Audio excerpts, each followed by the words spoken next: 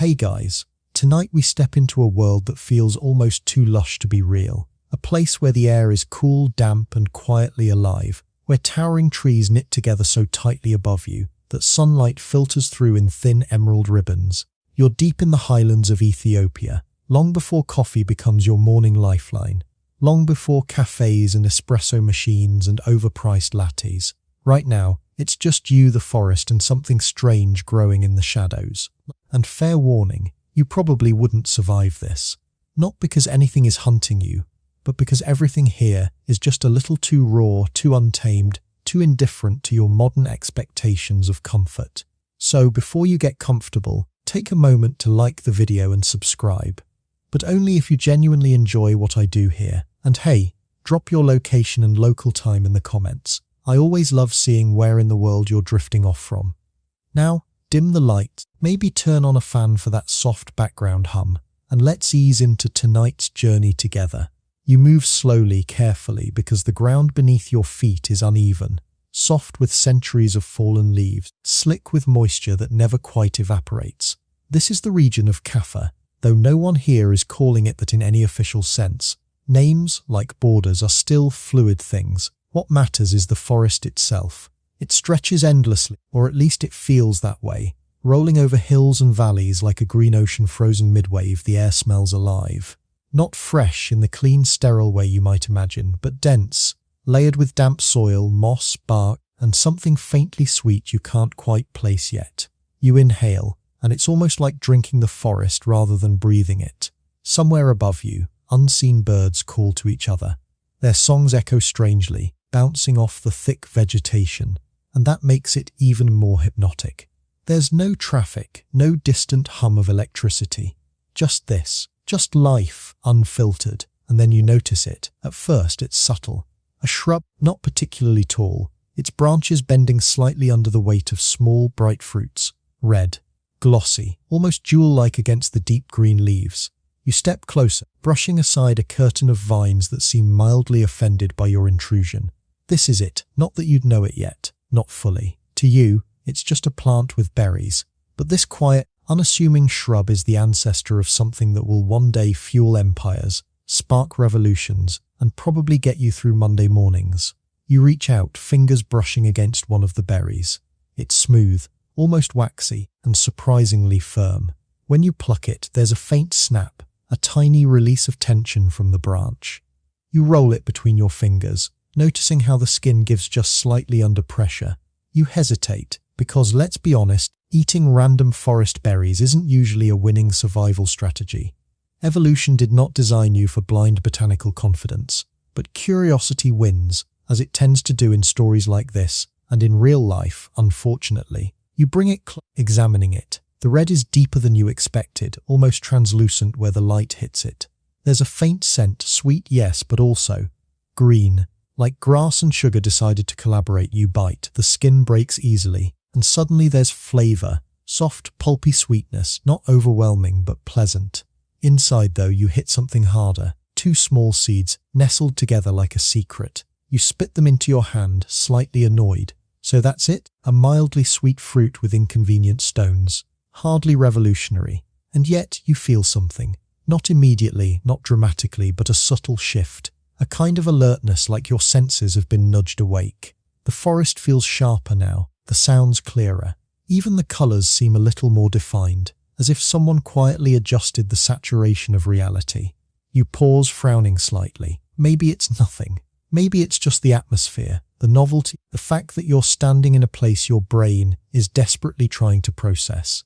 But still, something feels different. Historians still argue whether early humans recognized this effect right away, or if it took generations of trial and error. There's no written record here, no ancient journal entry saying, "Hey, these berries make me feel oddly productive." Instead, it's all inference, piecing together behavior from fragments of evidence and oral traditions that drift like smoke through time. You move deeper into the forest, now more aware of the plants around you. Once you've seen one, you start noticing them everywhere. Clusters of these red berries tucked beneath the canopy, thriving in the shade where other plants might struggle. They seem to prefer this filtered light, this constant moisture, This quiet, it's almost like they're hiding or waiting. You brush your hand along one of the branches as you pass, and a few berries fall, bouncing softly against the forest floor. Somewhere, an animal stirs. You freeze, instinct kicking in just a little too late. Out from behind a thicket, a small antelope-like creature steps into view. It watches you for a moment, ears twitching, before lowering its head to nibble at the fallen berries. There's no hesitation, no concern, just routine. This isn't new to them. Animals have been interacting with these plants long before you showed up with your questionable decision-making skills. And here's the interesting part. Some researchers believe that animals played a key role in the spread of coffee plants, carrying seeds across distances after consuming the fruit. So, in a way, you're not discovering anything. You're just late to the party. You watch as the animal chews, then suddenly becomes a bit livelier. Not cartoonishly so, no dancing, no dramatic leaps, but there's a subtle increase in movement, a restlessness. It lifts its head more often, shifts its weight, steps around as if it has somewhere important to be, but can't quite remember where. You raise an eyebrow. Okay. Now it's not just you, there's something in these berries. Something small, invisible, but undeniably present. You glance back at the shrub, suddenly more interested. The forest around you seems to lean in, as if sharing a secret it's been held for centuries. The wind picks up slightly, rustling the leaves above. It carries with it a mix of scents. Wet earth, crushed greenery, distant blossoms, and now faintly that same sweet note from the berries. It's subtle, but once you notice it, you can't unnotice it. You start to wonder how long this has been here. Not just the plants themselves, but this quiet relationship between the forest, the animals, and the people who occasionally pass through. Because you're not the first human to walk these paths, not even close. Long before written history, long before organized agriculture, people moved through these highlands. Hunters, gatherers, small communities navigating the land with an intimacy you can barely comprehend. They would have seen these plants, touched them, tasted them, and at some point someone must have noticed what you're noticing now. That slight edge of awareness, that gentle hum beneath the surface of your thoughts. It's not overwhelming. It's not even particularly dramatic, but it's enough to matter, enough to stick in your memory, enough to make you think, maybe I'll try that again. And that's how it starts, isn't it? Not with a grand discovery, not with a lightning bolt of realization, but with a small, repeatable curiosity. You pick another berry, almost absent-mindedly this time, and roll it between your fingers. The forest feels less foreign now, or maybe you just feel more awake within it. The sounds have settled into a rhythm you can follow.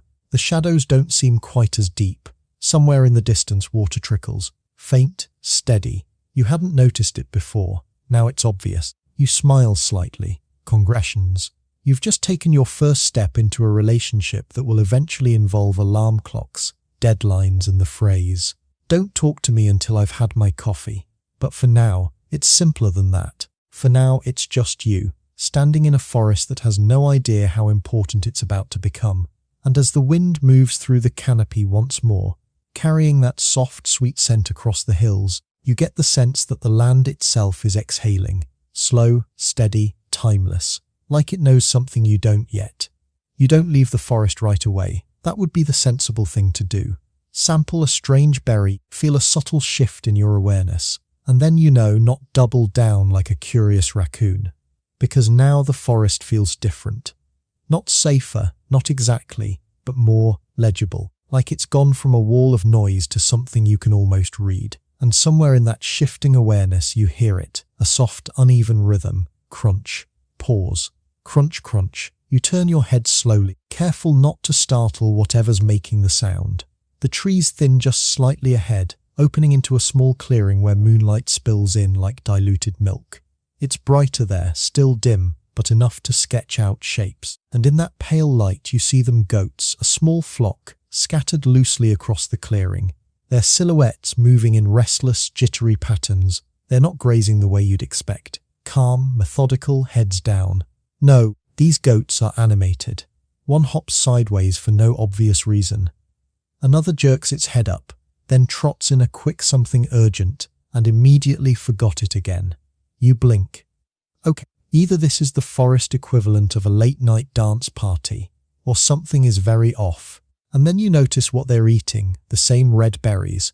Of course they are. One goat stretches up on its hind legs, awkwardly elegant in the way only goats can be, and tugs at a branch heavy with fruit. The berries fall, bouncing softly, and within seconds 2 others rush over, not aggressively, but with a kind of eager urgency that feels just a little out of place for animals that usually operate on, meh, grass is fine. You take a slow step closer, keeping to the edge of the clearing. That's when you see him. At first, he's just another shadow near the trees. But then he shifts, and the outline sharpens into something unmistakably human.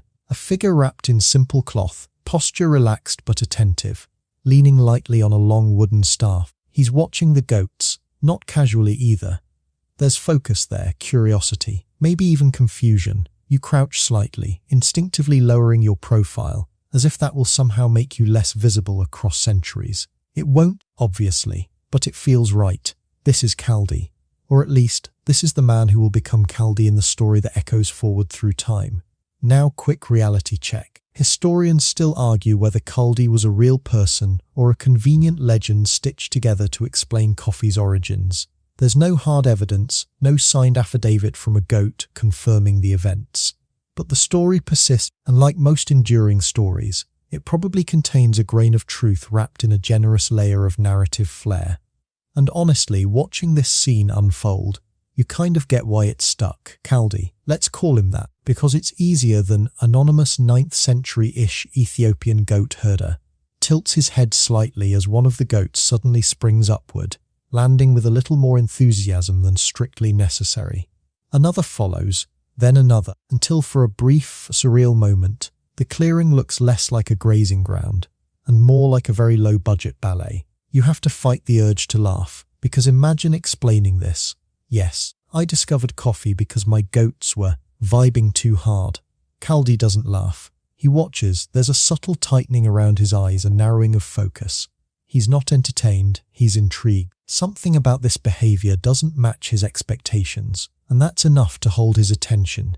He steps forward, slowly, and the goats barely react. They're too busy with their newfound enthusiasm for life. He bends, picking up a fallen berry, turns it in his fingers, just like you did.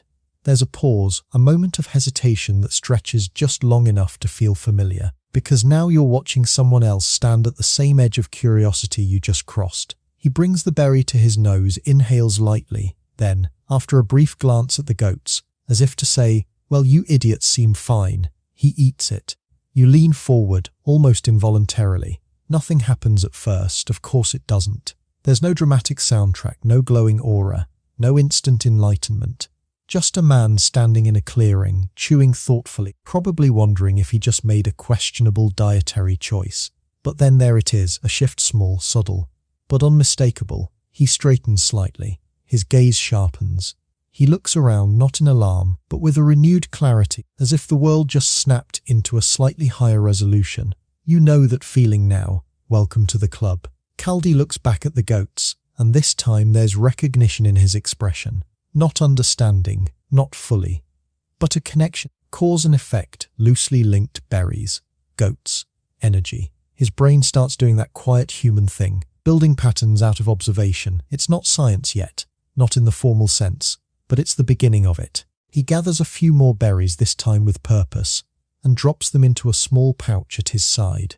The motion is deliberate, almost careful, like he's aware, on some instinctive level, that this matters. And here's where the story takes one of its more charming turns, because according to the traditional legend, Kaldi doesn't just keep this discovery to himself. He takes it to a local monastery, hoping someone there can make sense of it, which, if you think about it, is a bold move. Hello, wise spiritual leaders, my goats are acting like they just had 3 espressos. Thoughts? The monks naturally are skeptical. You can almost picture it. A dimly lit room, the faint scent of oil lamps and old stone.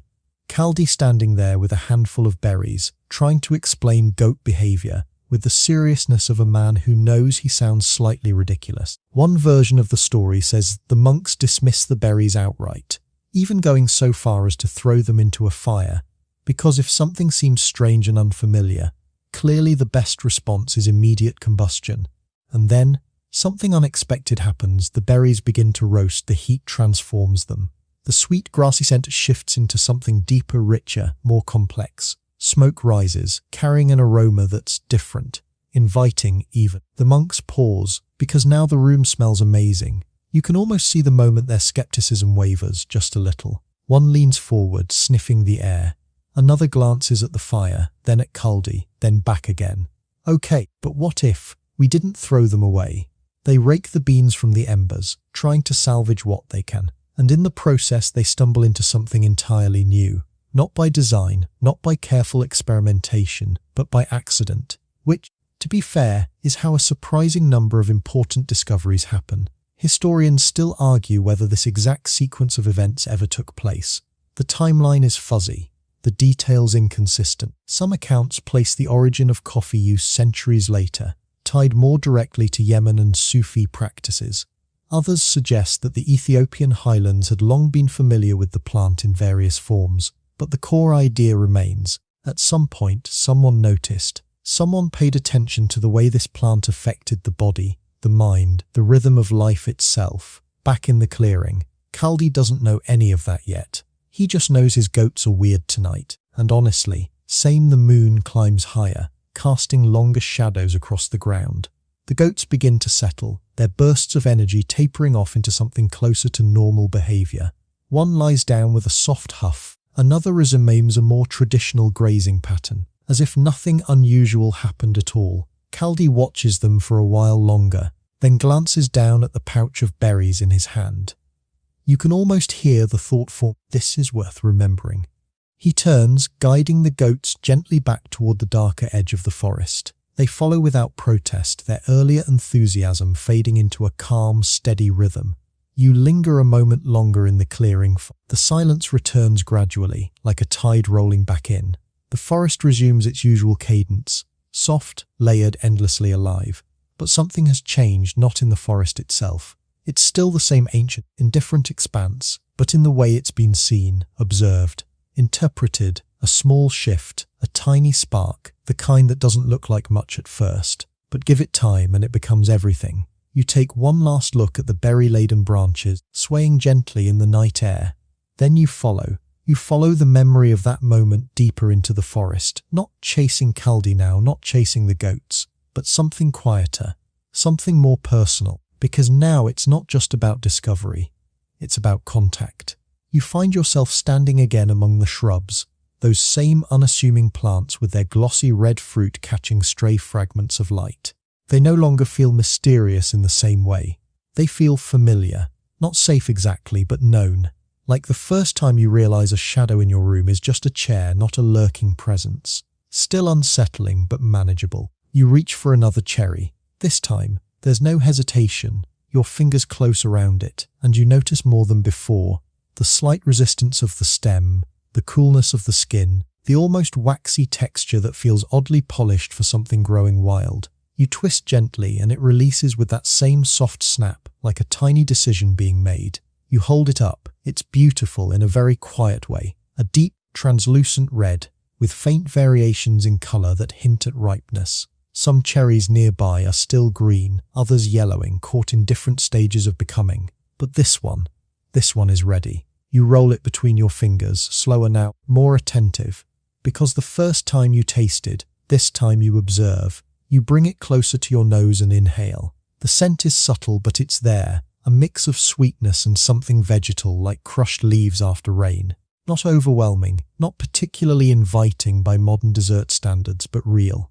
Honest. You press it gently between your thumb and forefinger. The skin yields. A thin line forms, then splits. And suddenly there's a glisten of moisture, sticky, translucent pulp peeking through. You pull it apart and the cherry opens like a small secret, revealing its interior. Inside are two seeds, not beans. Not yet, just pale, firm stones nestled together, each with a faint groove running along its length. They look unremarkable, slightly damp, a little slippery. You tilt your hand, letting them catch the light, and it's almost funny, in a quiet, cosmic way. Because these small, unimpressive seeds are going to become one of the most traded commodities in human history. Entire economies will depend on them. Wars will be influenced by them. You will at some point stand in a line and pay far too much money for a beverage made from them. And right now, they look like something you'd accidentally drop and never bother to pick up again. You smile faintly, then you taste again. This time, you don't rush it. You let the pulp sit on your tongue, noticing the texture. Soft, slightly fibrous, with a mild sweetness that feels more like a suggestion than a statement. It's not sugar-heavy, not indulgent. It's subtle. You chew slowly. The flavor shifts slightly as you break it down, releasing a faint tartness beneath the sweetness. It's not unpleasant, just incomplete. Like a song missing its chorus, you spit the seeds into your palm again, turning them over thoughtfully. Because here's the thing, at this point in history, no one is roasting these. No one is grinding them into fine powder. No one is pouring hot water over them and calling it a morning ritual. That idea doesn't exist yet. So what you're experiencing is coffee in its earliest, rawest form. Not a drink, not a culture, just a fruit with potential. Historians still argue whether early humans immediately recognized the seeds as the valuable part, or if the fruit itself was the main attraction at first. Some evidence suggests that the pulp, the cherry, was consumed more than the seeds, at least initially.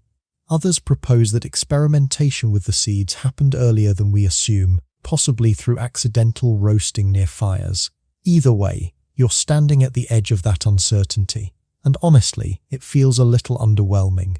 You glance around, half expecting the forest to offer some kind of guidance, a helpful sign maybe. Step 2. Roast the seeds.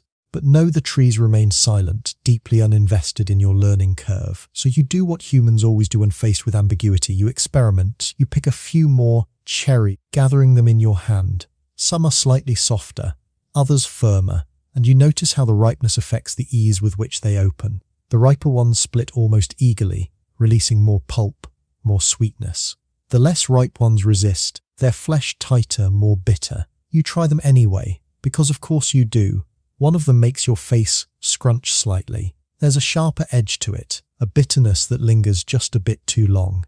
You swallow, then immediately regret your life choices for a second or two. Okay, so not all berries are created equal. Important lesson. You toss the less appealing seeds aside and focus on the better one, the ones that seem to hit that balance of sweetness and mild acidity. There's a rhythm to it now. Look, open, taste, discard. It's almost meditative, and with each one that subtle alertness builds, not dramatically, not in a way that makes you feel like you could run a marathon or suddenly solve complex equations, but enough to keep you engaged. Present, aware, you notice more, the way the leaves shift in the breeze, their undersides catching the light in quick flashes, the faint hum of insects you hadn't registered before, the distant call of something, bird or animal, you're not sure, that echoes through the trees like a question without an answer. It's like your senses have been gently tuned. And here's where things get interesting, because while you're standing here, casually sampling forest fruit, like a slightly overconfident forager, other humans, somewhere, sometime, are beginning to integrate this plant into their lives in more deliberate ways. There's evidence suggesting that early communities in this region may have started processing the cherries, drying them perhaps, or mixing them with other ingredients. Not brewing, not yet, but preparing. One particularly fascinating theory involves the use of whole coffee cherries, dried and infused in water to create a kind of early beverage. Not coffee as you know it, but a precursor, something closer to a fruit infusion than a roasted brew. Historians still argue whether this practice was widespread or limited, but the idea is compelling, that the first coffee drink wasn't dark and bitter, but light, fruity, and probably a little confusing if you're expecting your usual morning cup. You pause, considering that. Imagine ordering a coffee and getting berry water. Honestly, you'd probably send it back. You chuckle softly to yourself, the sound swallowed almost immediately by the forest. Because right now, none of that matters. Right now, it's just you and this plant, figuring each other out. You crouch down, examining one of the shrubs more closely. The leaves are glossy, deep green with a slightly wavy edge. They're arranged in pairs along the stem, symmetrical in a way that feels intentional, almost designed. You run your fingers along one of them, feeling the smooth surface, the faint veins beneath. It's sturdy, resilient, built to thrive in this shaded, humid environment, and it does thrive. That's another thing you're starting to notice. These plants aren't rare. They're not isolated curiosities. They're part of the ecosystem, woven into it as naturally as the trees and the soil and the animals that pass through. Which means this discovery, this slow unfolding awareness, isn't a one-time event, it's repeatable. And that's what makes it powerful, because once something can be repeated, it can be shared, taught, passed on. You stand again, brushing dirt from your hands, and look out across the forest. Somewhere out there, other people are walking similar paths, seeing similar plants, maybe having similar thoughts, or maybe not. Maybe it takes time, generations even, for this quiet knowledge to spread, to solidify into something more structured, something intentional. Because let's be honest, if you had to reverse engineer coffee from scratch, starting with this fruit, it wouldn't be obvious. You'd have to go through a lot of trial and error, a lot of that didn't work moments, burning the seeds, crushing them, boiling them, ignoring them entirely for a while, and then coming back later with a fresh perspective. It's a process. And you're at the very beginning of it. You toss one last seed aside and wipe your hands on your clothes, the sticky residue of the pulp leaving faint marks. The sweetness lingers on your fingers, a quiet reminder of what you've just experienced. The forest shifts around you, the light changing as clouds move overhead. Or maybe it's just the canopy adjusting in the breeze. Either way, the moment feels like it's settling, like a chapter gently closing, but not ending, because this isn't the kind of discovery that explodes into history overnight. It seeps slowly, quietly, like roots pushing deeper into the soil, unseen but persistent. You take a step back from the shrubs, giving them space again, as if acknowledging that they were here long before you and will remain long after. And as you turn to move on, you can't help but glance back once more at the red cherries, at the leaves, at the small, unassuming seeds that don't look like much of anything. Yet, you don't stay in one place for long. Not here. The forest teaches you that quickly. Not through danger, but through rhythm. Everything moves, everything shifts, everything belongs to a flow that doesn't wait for you to understand it. So you move too. Slowly at first, then with a bit more confidence, your steps finding a quieter pattern against the forest floor. And eventually the trees begin to thin, not abruptly. Nothing in this landscape happens abruptly, but gradually, like a curtain being drawn back inch by inch. The dense canopy loosens its grip on the sky, letting in broader swaths of light. The air changes too. It's still rich, still layered, but there's a dryness creeping in at the edges, a hint that the forest does not go on forever. You step out of the deep green and into something more open. Rolling land stretches ahead, dotted with clusters of trees and patches of tall grass that sway in the wind like slow-moving water. The horizon feels wider here, the sky bigger, and the silence different. Less enclosed, more expansive. This is where movement matters. Because out here, life doesn't root itself in one place the way the forest does. It travels, it adapts, it carries what it needs. You spot them before they notice you. A small group, moving steadily across the landscape. People, their figures are lean, efficient, wrapped in simple garments that shift with the wind. They travel with purpose, but not urgency. There's a practiced ease to their pace, the kind that comes from knowing exactly how far you can go before needing to rest. Nomads. You keep your distance, watching as they pause near a cluster of rocks that offer a bit of shelter from the wind. Their movements are quiet, coordinated without needing much communication. One begins to gather dry grass, another checks a bundle slung over their shoulder, a third kneels, unpacking something wrapped in cloth. You drift closer, just enough to observe, because now you're seeing the next step, not discovery. Allocation, one of them, older, judging by the slower, more deliberate movements, unwraps the cloth bundle.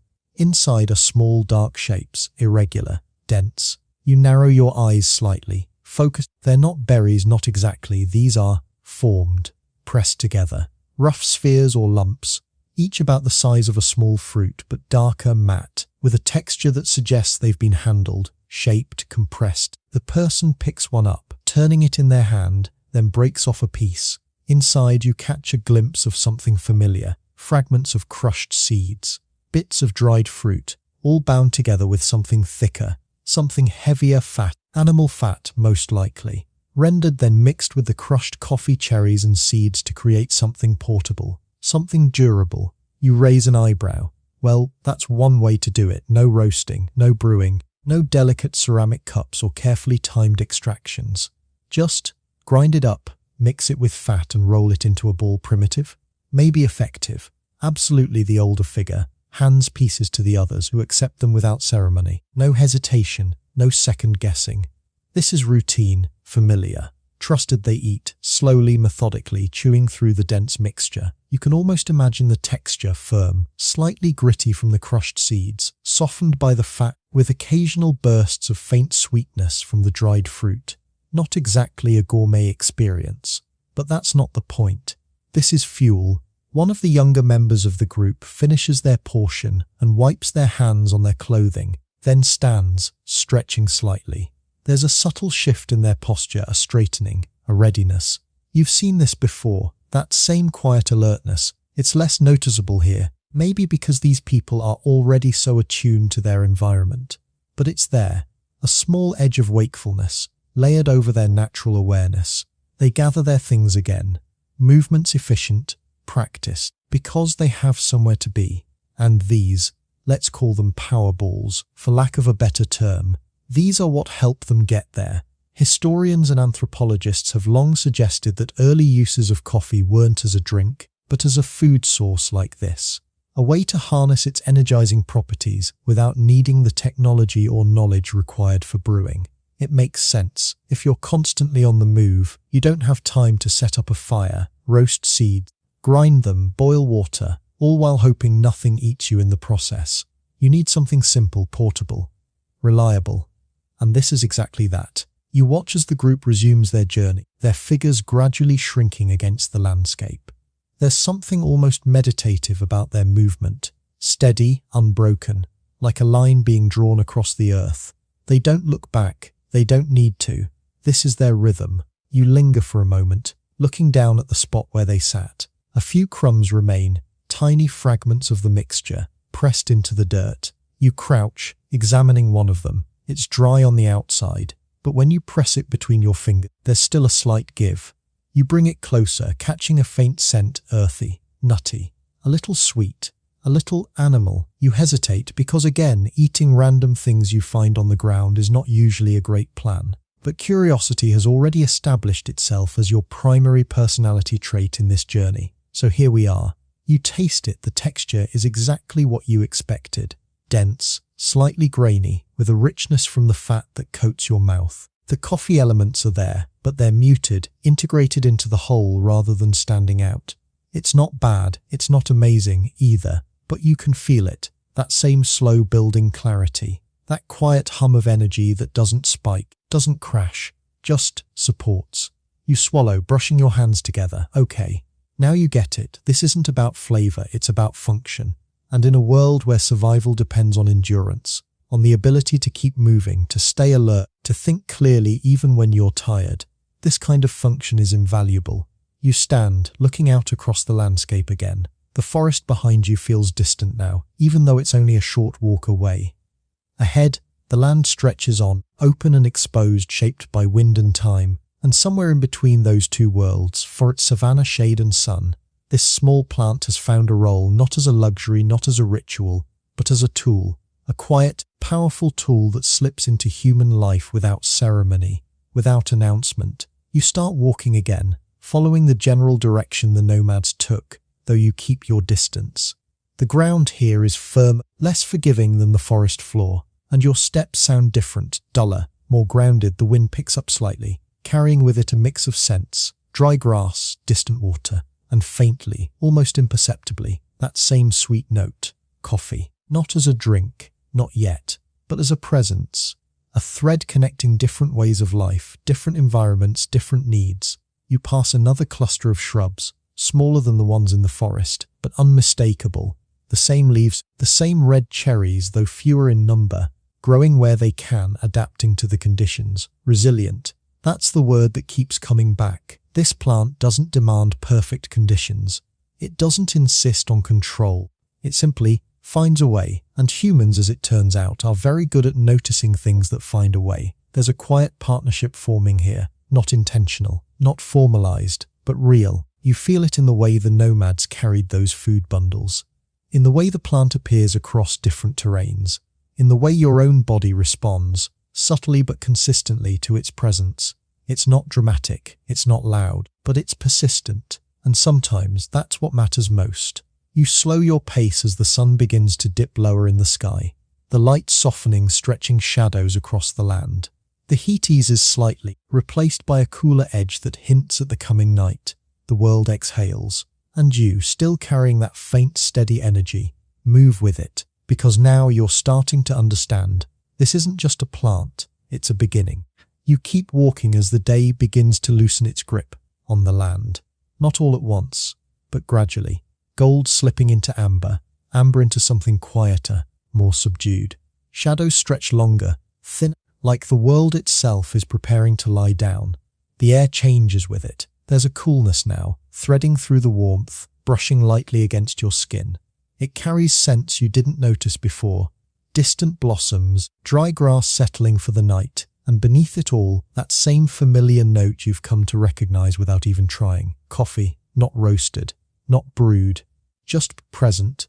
You find yourself drifting back toward the edge of the forest, drawn by instinct more than intention. The open land behind you feels vast, but the forest feels grounding, like returning to something steady after wandering too far into abstraction. And as you step back beneath the canopy, the shift is immediate. The temperature drops slightly. The air thickens again, rich with moisture and life. The sounds change too. Less wind, more subtle movement. Leaves brushing against each other. Insects humming in layered rhythms. Something small rustling in the undergrowth. Then going still when you pause. The forest is settling, not asleep exactly, but quieter, more deliberate. You walk slowly, no longer searching for anything in particular. The urgency of discovery has faded, replaced by something softer. Reflection, maybe. Or just the simple act of being present in a place that doesn't care whether you understand it or not. And that's when you notice it. Not a single plant this time. A pattern, clusters of coffee shrubs appearing more frequently as you move through this particular stretch of forest. Not evenly spaced, not cultivated, but not entirely random either. They seem to gather in certain areas, thriving where the conditions align just right. You stop, turning slowly, taking it in. This isn't just a plant scattered across the land. It's part of the landscape's rhythm, part of its breath. You step closer to one of the shrubs, brushing your fingers lightly along the leaves. They feel the same as before, smooth, resilient, but now there's something else layered onto that familiarity, context, because you've seen what this plant can do, not in some grand world-changing sense, but in small human ways, in the restless energy of goats, in the quiet curiosity of a herder, in the steady endurance of nomads crossing open land. And now, here, it feels like all of those moments are converging. You pick a cherry, almost absent-mindedly, and hold it between your fingers. You don't eat it this time. Instead, you just hold it, turning it slowly, watching how the fading light catches its surface. The red is deeper now in the dimness, almost glowing against the darkening green of the leaves. It's strange how something so small can carry so much potential, not in the dramatic, destiny-driven way stories like to pretend, but in a quieter, more realistic sense. The kind that builds over time, through repetition, through observation, through countless small interactions that no one bothers to record. Historians still argue whether coffee's integration into early human life was intentional or incidental, whether people sought it out for its effects or simply incorporated it because it was there, useful, adaptable. Standing here, it feels like the answer is both, because that's how most things happen, not through a single moment of clarity, but through a series of small recognitions that slowly add up to something larger. You crouch slightly, looking closer at the ground beneath the shrub. Fallen cherries lie scattered among the leaves, some intact, others partially eaten or broken down, seeds exposed. Pulp drying, the cycle continues, unnoticed, mostly uncelebrated, but constant. You think about the nomads again, the way they carried those dense, carefully formed food bundles, the way the plant had already become part of their movement, their survival. You think about Kaldi, real or not, the moment of curiosity that turned observation into action. And now here, you see the foundation beneath all of it, The environment, the conditions that allow this plant to exist in the first place. Cool highland air, flied sunlight, rich, damp soil. Without these, none of the rest happens. No berries, no seeds, no quiet, building awareness. It's easy, in hindsight, to focus on the human side of the story. The discoveries, the innovations, the cultures that grow around something like coffee. But it starts here, with the land, with a forest that breathes slowly and steadily, shaping everything within it without ever needing recognition. You sit back on your heels, letting that thought settle. The forest doesn't rush. It doesn't need to. Everything here unfolds at its own pace, guided by rhythms far older than anything you've experienced. And for the first time since you stepped into this place, you feel yourself slowing down to match it. Your breathing steadies, your thoughts stretch out, less urgent, less crowded. Even that subtle energy from the berries, the quiet alertness, feels different now. Less like a push forward, more like a gentle support, holding you in place rather than driving you onward. Balanced, that's the word. You lean back slightly, resting your hands against the cool, uneven ground. The scent of the forest rises around you. Earth, leaves, distant blossoms, and faintly, always faintly, that thread of sweetness that ties everything together. Coffee, in its earliest form. Not a drink, not a ritual, not a global phenomenon. Just part of the breath of the forest. You close your eyes for a moment, not to sleep, not yet, but to feel. The air moving softly around you, the distant sounds blending into a kind of natural rhythm, the steady presence of the land beneath you, unchanged by your brief awareness of it. And somewhere in that stillness you realize something. This moment, this quiet, unremarkable moment, is where everything begins. Not with noise, not with recognition, but with presence, the kind that doesn't announce itself. The kind that just is. You open your eyes again as the last light fades from the canopy above, the forest slipping fully into evening. Shadows deepen, blending into one another until the edges of things become softer, less defined. The world exhales. And you, finally in sync with it, do the same, because there's nothing left to discover here tonight. Only something to carry forward. A memory, a taste, a quiet understanding that somewhere in this vast breathing landscape, a small plant has begun its long, patient journey into human history, and it started exactly like this, unnoticed, unhurried, alive. The forest doesn't disappear, it lingers, even as the land changes beneath your feet, even as the air dries and the trees thin and the world opens outward. There's still something of that Ethiopian highland breath clinging to your memory, cool, damp, green, alive. But now everything shifts. You feel it before you fully see it. The air grows heavier, not with moisture this time, but with salt. A faint mineral tang settles on your tongue as you inhale, carried in from somewhere beyond the hills. The wind is different too, less gentle, more purposeful, as if it has travelled a long distance and picked up stories along the way. You crest a low rise, and there it is, the coast. Far below, the dark expanse of water stretches into the night, its surface catching fragments of moonlight that flicker like scattered silver. The sea moves with a slow, steady rhythm, exhaling against the shore in waves that you can hear, faint but constant. This is Yemen, 15th century, give or take a few decades, because time, as you've probably noticed by now, is more of a suggestion than a rule in this journey. And nestled along this coastline, where land meets sea and trade routes quietly weave the world together, is a port that will carry a name far beyond its size, Mocha. Yes, that Mocha, not the chocolatey cafe order you might be thinking of, but the place, the origin of a word that will eventually confuse millions of people into thinking coffee and chocolate were always meant to be best friends. You make your way down toward the settlement, your steps guided by flickers of light in the distance, lanterns, oil lamps, small steady flames that mark human presence against the vast indifferent night. The closer you get, the more the sounds change. The wind softens, broken by walls and structures. The sea remains, but it's now a background presence, a low rhythmic pulse beneath everything else. And layered over it, something new, voices low, measured, intentional, not conversation exactly. More like murmurs, rising and falling in patterns that feel almost musical. You follow the sound. The buildings here are simple but sturdy, constructed from stone that holds the day's heat and releases it slowly into the night. Arched doorways, narrow windows, thick walls that create pockets of stillness inside. You step through one of those doorways, and immediately the world narrows. The air inside is warmer, denser. The scent hits you first, rich, unfamiliar, and yet somehow already meaningful. It's not the sweet, grassy note of fresh cherries from the forest. This is deeper. Darker, roasting, the smell of seeds transformed by fire. It's unmistakable, even if you've never experienced it in this form before. There's a complexity to it. Earthy, slightly bitter, with hints of something almost caramel-like, though no one here would describe it that way. You pause just inside the entrance, letting your eyes adjust to the dim light. Oil lamps flicker along the walls, their flames small but steady, casting soft shadows that move gently across the stone surfaces. The space is quiet but not silent. That same rhythmic murmur continues, now clearer, more defined. And then you see them, a small group of men seated in a loose circle on woven mats. Their clothing is simple, their postures relaxed but attentive.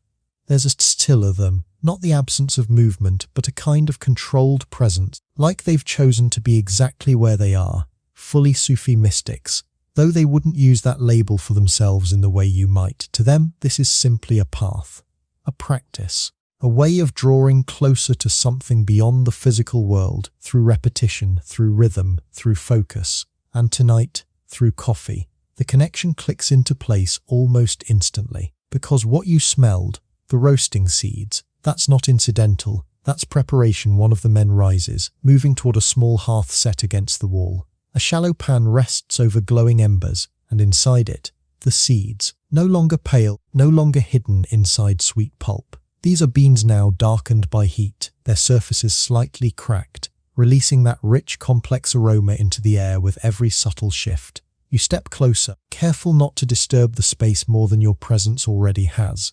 The man tending the fire moves the pan gently, keeping the beans in motion so they roast evenly. There's no thermometer, no timer, just experience, observation, a deep familiarity with how these seeds respond to heat. The sound is soft but distinct, a faint crackling as the beans shift and expand, releasing moisture, changing structure. It's almost like listening to something wake up. You lean in slightly, breathing it in, and there it is again. That quiet recognition. This is coffee, not as a fruit, not as a dense travel food, but as something else entirely, something transformed. Historians widely agree that Yemen, particularly through its Sufi communities, played a crucial role in developing coffee as a brewed drink. While Ethiopia may have been the birthplace of the plant, it was here that the practice of roasting and brewing began to take recognizable form. But as with everything in this story, the details are layered with uncertainty. Historians still argue whether the earliest brews were made exactly like this, or if the process evolved gradually over time, shaped by different regions and practices. Some accounts suggest that coffee was initially used more medicinally. Others emphasize its role in sustaining long hours of spiritual devotion. Standing here, watching this quiet preparation, it feels like both could be true, because this isn't casual. This isn't someone making a quick drink before heading out the door. This is deliberate, intentional. The man at the hearth lifts the pan slightly, inspecting the beans by the flickering light. He tilts it, letting them slide to one side, then gently shakes it again. The motion is practiced, almost meditative. There's no rush. There doesn't need to be behind you. The murmured voices begin to shift, growing slightly louder, more rhythmic. The men seated in the circle sway gently, their movements synchronized in a way that feels less rehearsed and more felt. You catch fragments of words, repeated phrases, names, invocations, dhikr, the remembrance, a practice of repeating sacred words or phrases, often in a rhythmic pattern, to focus the mind and draw closer to the divine. It can be quiet, almost internal, or it can build, layer upon layer, into something more immersive. Tonight, it's somewhere in between, and the coffee is part of that. You glance back at the hearth. The beans are nearly ready now, their color deep, their aroma full and unmistakable. The transformation is complete, at least for this stage. The man removes the pan from the heat, setting it aside carefully.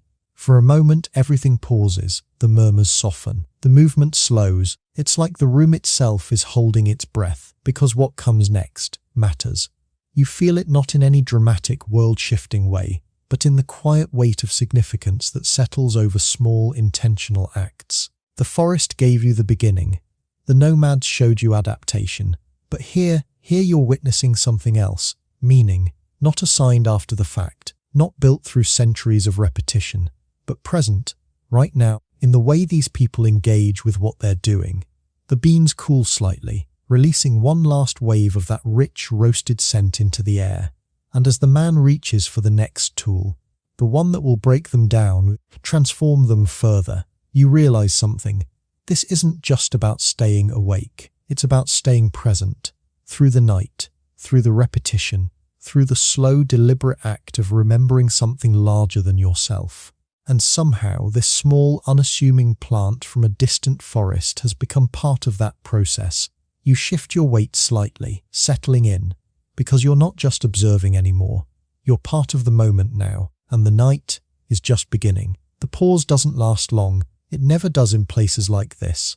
Not because anyone is in a hurry, but because every action flows naturally into the next, like breath following breath. The roasted beans sit for only a moment, releasing their heat into the room, their scent settling into the stone walls as if it belongs there. Then the next movement begins. The man who tended the fire reaches for a heavy stone mortar resting near the hearth. It's worn smooth in some places, rough in others, its surface shaped by years, maybe generations, of use. This isn't a decorative object. It's a tool that has earned its place. He sets it down with a soft, grounded thud. You feel it more than hear it. Another man brings the pestle. Thick, solid, carved from dense wood or stone, heavy enough that lifting it requires intention, but familiar enough that it moves like an extension of the hand. The roasted beans are poured in. They fall into the mortar with a soft cascade, a dry, almost hollow sound. You watch them settle, dark, slightly glossy, each one holding the memory of the fire that changed it. For a brief second, everything is still again, and then, thump, the pestle drops, not violently, not carelessly, but with weight, with purpose. Thump, crunch. The first strike breaks the silence in a way that feels almost ceremonial. The beans resist for a fraction of a moment, then give way, splitting under pressure with a muted crack. Thump, crunch, again, and again. The rhythm begins to form. It's slow at first, deliberate. Each motion measured, each impact controlled. The pestle rises and falls in a steady arc, guided by muscle memory more than conscious thought. You find yourself focusing on the sound. Thump, crunch, thump, crunch. It's not loud. The stone absorbs much of the force, keeping the noise contained, intimate. But it's consistent grounding. And slowly, almost without noticing, the murmured voices in the room begin to align with it. Not perfectly, not like a metronome, but close enough the rhythm of the grind weaves itself into the rhythm of the chanting, the two patterns overlapping, reinforcing each other. It's subtle, but once you hear it, you can't unhear it. You step closer, drawn in by the motion. With each strike, the beans break down further. What began as whole, solid pieces becomes fragments, then smaller fragments, then something closer to corks. The scent changes with it. At first, it was the rich, roasted aroma of whole beans, deep, slightly smoky. But as they're crushed, new layers emerge. Sharper notes, brighter edges, the fragrance intensifies, filling the air with something that feels almost alive. You inhale, and it's different from anything you've experienced so far in this journey. More focused, more immediate. It doesn't just sit in the background. It reaches you, pulls your attention toward it. Historians often point to this stage, the grinding as a critical step in coffee's evolution as a drink. Without it, the roasted beans would remain too dense, too intact for water to properly extract their flavor and properties. But standing here, watching this process unfold, it feels like more than just a technical necessity. It feels intentional, because of the rhythm, because of the way the movement isn't rushed, isn't optimized for speed or efficiency in the way you might expect from a modern perspective. This is about process, about presence, about engaging fully with each step, rather than trying to get through it as quickly as possible. You notice the man grinding the beans, his posture steady, his breathing even. There's no strain in his movements, no sign of fatigue.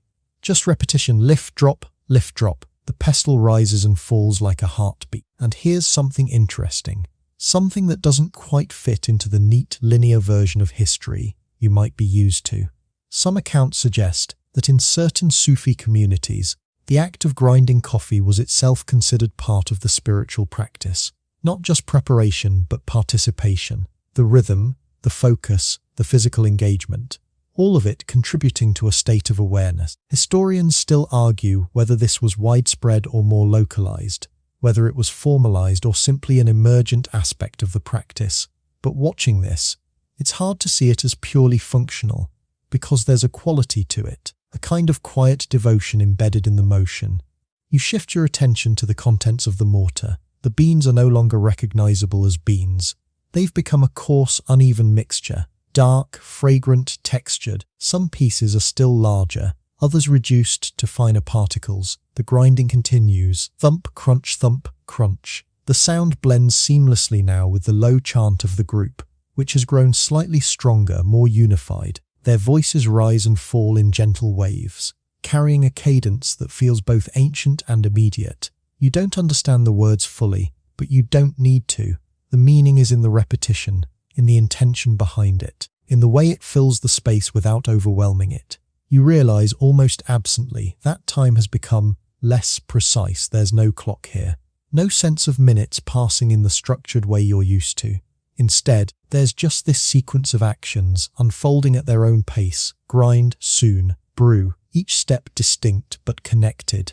You glance at the mortar again. The texture has changed. The mixture is finer now, closer to a powder, though still slightly coarse by modern standards. The pestle moves a bit more smoothly, meeting less resistance as the particles become smaller, more uniform. The scent is at its peak, rich, deep, slightly bitter, but balanced by something almost sweet beneath it. It's complex in a way that feels layered, like each inhale reveals something new. You can't help but think, this is the moment where the transformation becomes undeniable. Back in the forest, the plant was just that. A plant in the savannah, it became food, fuel, but here, it's becoming something else entirely, something crafted, shaped by human hands, guided by intention. You watch as the man finally slows his movement, the rhythm gradually easing until the pestle comes to rest. The grinding is complete. He sets the pestle aside, and for a moment, there's a gentle stillness that settles over the space. The chant continues, softer now, like a steady undercurrent. He leans slightly over the mortar, inspecting the grounds. There's a small nod, subtle, almost imperceptible, satisfied. Another man steps forward, bringing a small vessel, simple, functional, likely made of clay or metal. He positions it near the hearth, preparing for what comes next. And you feel it again, that quiet anticipation, because now everything is ready. The beans have been transformed by fire, broken down by rhythm, reduced to something that can finally release what it holds. You glance once more at the dark, fragrant powder resting in the mortar. It doesn't look like much, just ground seeds. But you know better now, because you've followed it from the forest to this room, from fruit to fuel to something that's about to become a drink that will carry meaning far beyond its physical form. The man reaches for the mortar, tilting it slightly as he prepares to transfer the grounds. The next step is about to begin, and somehow, even in this quiet, dimly lit space, it feels like you're standing at the edge of something significant. Not loud, not dramatic, but important in a way that builds slowly, like the rhythm you've just been listening to. You settle in again, your senses tuned, your attention focused, because now you're about to witness the moment everything changes. The transition is almost quiet enough to miss. No announcement, no dramatic shift in tone, just a simple movement. The mortar tilts and the dark, fragrant grounds slide gently into the waiting vessel, a soft, dry whisper as they settle. You lean slightly closer, watching as the last of the powder is tapped free. Nothing is wasted, every grain matters. The vessel now holds something that feels complete, in a way the earlier stages didn't. Because this is ready, or almost. The man sets the mortar aside and turns his attention to the hearth. The embers glow softly, a deep orange red, their heat steady and patient. A small pot is placed above them, modest in size, functional, shaped by use rather than design. You notice how carefully it's positioned, not directly in the hottest part of the fire, but just enough to bring the water inside to a gentle boil. There's no rush to force the heat, it's guided. Controlled water. It seems so obvious now, but this is the missing piece. the element that will unlock everything the beans have been holding onto since you first saw them in the forest. The pot begins to hum. At first, it's barely audible, a faint vibration, a subtle shift in the air. Then, gradually it builds. Small bubbles form along the edges, rising lazily to the surface. The room remains quiet, the chanting soft and steady in the background. You find yourself focusing on the sound, not just hearing it, but feeling it, because it's familiar in a strange, distant way. Even here, centuries removed from anything you'd call modern, the act of heating water carries a kind of universal rhythm. The man watches the pot closely. No thermometer, no time, just observation. The moment comes when the water reaches that delicate point. Not a violent boil, not a chaotic surge, but a steady, rolling readiness. And then, the grounds are added. There's a almost ceremonial pause as the vessel is tilted, and the dark powder slips into the hot water. Glug. It's a small sound, brief, but it echoes in your awareness, because this is it, the first true meeting, water and ground coffee. The mixture reacts instantly. The surface shifts, darkening, thickening. Tiny bubbles rise and break, releasing a new wave of aroma into the air, richer, fuller, more complex than anything before. You inhale, and it's different. Not just roasted, not just ground. Alive, the scent expands, filling the space with something that feels both grounding and invigorating. There's a depth to it now, layers unfolding all at once. Earthy, bitter, slightly sweet, with an edge that catches your attention and holds it. You watch as the man gently stirs the mixture. The motion is slow, deliberate. Not to agitate, not to rush, but to guide. To ensure that everything is fully immersed, fully engaged. The liquid darkens further, becoming opaque, almost velvety in appearance. It's not the clear filtered drink you might be used to.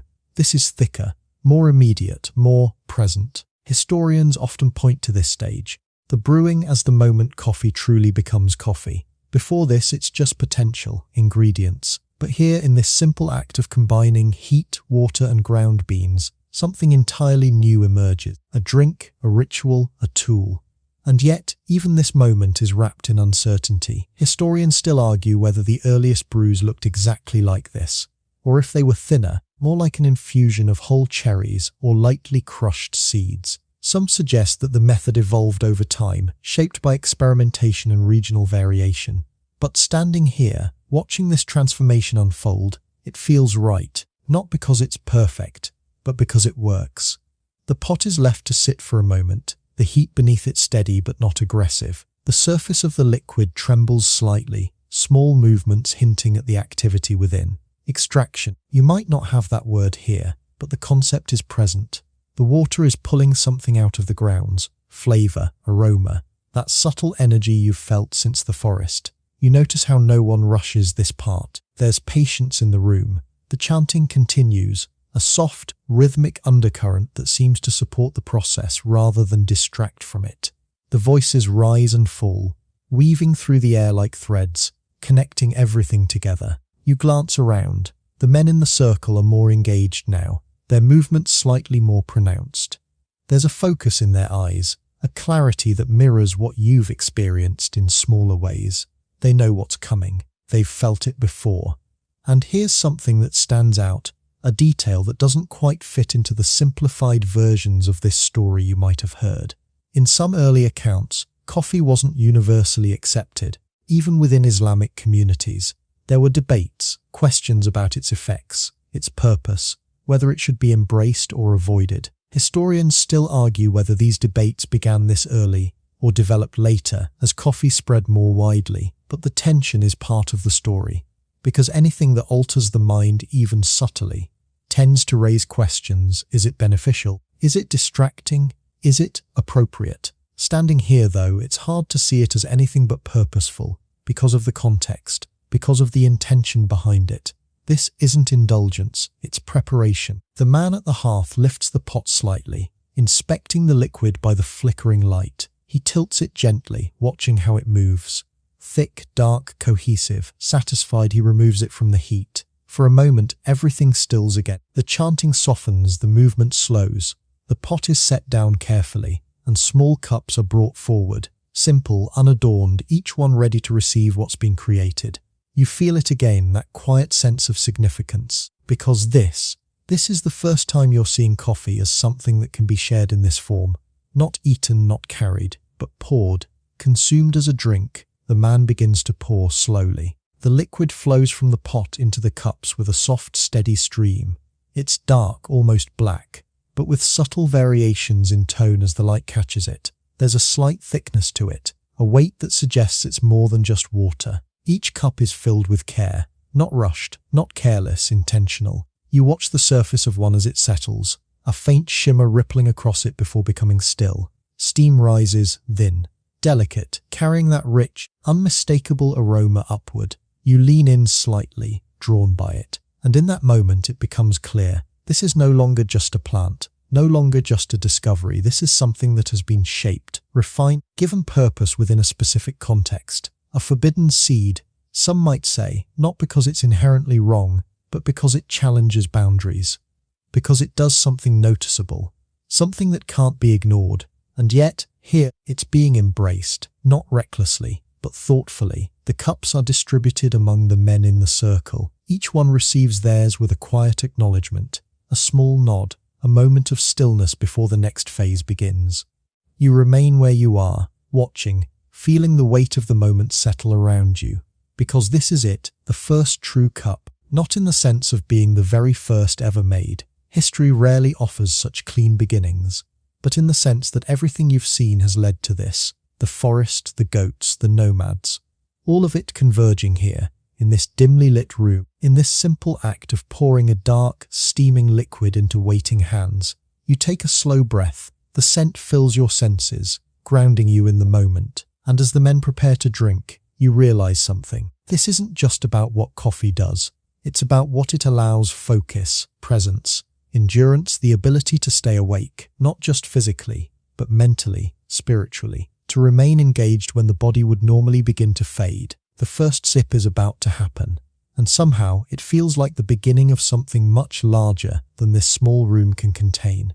No one rushes the first sip. The cups rest in their hands, small and warm, the dark liquid inside still carrying thin ribbons of steam that curl upward and disappear into the dim air. The room feels quieter now, not silent but focused, as if everything has narrowed to this single moment. You watch as one of the men lifts his cup slowly. There's no ceremony in the grand sense, no dramatic gestures, no spoken declaration, but there is intention. A quiet awareness of what this is, what it does, what it allows. He brings it to his lips and drinks. A small movement, a simple act, but it lands, because this is the moment the preparation becomes experience. The others follow, one by one, each taking their first sip in their own time. Some close their eyes briefly, others keep their gaze soft and forward. No one reacts dramatically. There's no visible jolt, no sudden transformation, just absorption. You notice the way they hold the cups afterward, not setting them down immediately, letting the warmth linger in their hands. There's a steadiness to them now, a subtle shift that you recognize, not from the forest, not from the nomads exactly, but something deeper, sustained awareness. The chanting begins to rise again, not abruptly. It builds, a low murmur at first, voices overlapping, finding each other, aligning into a shared rhythm. The words repeat, phrases cycling in patterns that feel both structured and fluid. Dika, remembrance. You settle into the space, letting the sound move around you. It's not loud, but it's immersive, the kind of sound that doesn't demand attention but gradually fills it anyway. The men begin to sway, gently at first, almost imperceptibly. A forward tilt, a return, a subtle rocking that mirrors the cadence of the chant. Their movements are synchronized but not rigid, each person slightly out of phase with the others, creating a layered rhythm rather than a single unified motion. You feel it not just as something you are observing, but as something that affects the space itself.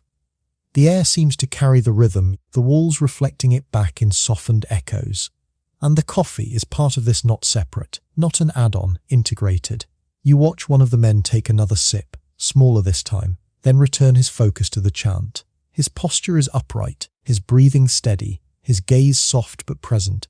This is what it's for, not energy in the frantic modern sense, not jittery, not scattered, but clarity, endurance, the ability to remain engaged as the night deepens. Historians widely agree that Sufi communities used coffee to support long sessions of worship, particularly during night prayers. The drink helped them stay awake, yes, but more importantly, it helped them maintain focus to keep their minds from drifting as their bodies grew tired. But there's more to it than that. Some accounts suggest that coffee was seen not just as a practical aid, but as something that enhanced the experience itself. Not by altering it dramatically, but by sharpening the edges, making each repetition, each word, each breath more vivid. Historians still argue whether this perception was universal or specific to certain groups, whether it was framed as a spiritual tool or simply understood through experience. But here, now, it doesn't feel like a debate. It feels obvious. You notice your own awareness shifting again. Not in the same way as before. Not the quiet alertness of the raw cherries. Not the steady support of the nomad mixture. But something more refined focus aid. The sounds are clearer. The rhythm more distinct. The subtle variations in the chant. The way one voice dips slightly lower. Another rises just above it. Stand out in a way they didn't before. You're not distracted. You're here fully. The chanting grows stronger, the volume increases slightly, but more importantly, the intensity builds. The repetition becomes more pronounced, the rhythm more insistent. The swaying deepens, bodies moving in a more defined pattern, forward and back, forward and back. It's hypnotic, not in a dramatic, theatrical way, but in a quiet, persistent one. The kind that draws you in gradually, until you realize you've been following the rhythm without meaning to. You catch yourself. A small smile flickers across your face. Because, let's be honest, if someone told you that sitting in a dim stone room, listening to repetitive chanting while sipping a bitter drink would feel this engaging, you might have had some questions, and yet, here you are, completely absorbed. One of the men begins to lead the chant more clearly now, his voice rising slightly above the others, guiding the rhythm, setting the pace. The rest follow, their voices weaving around his, reinforcing the pattern call and response, wave and return. The coffee cups are lifted again, sipped from occasionally, but always with the same measured pace. No one gulps. No one rushes to finish. This isn't consumption, it's participation.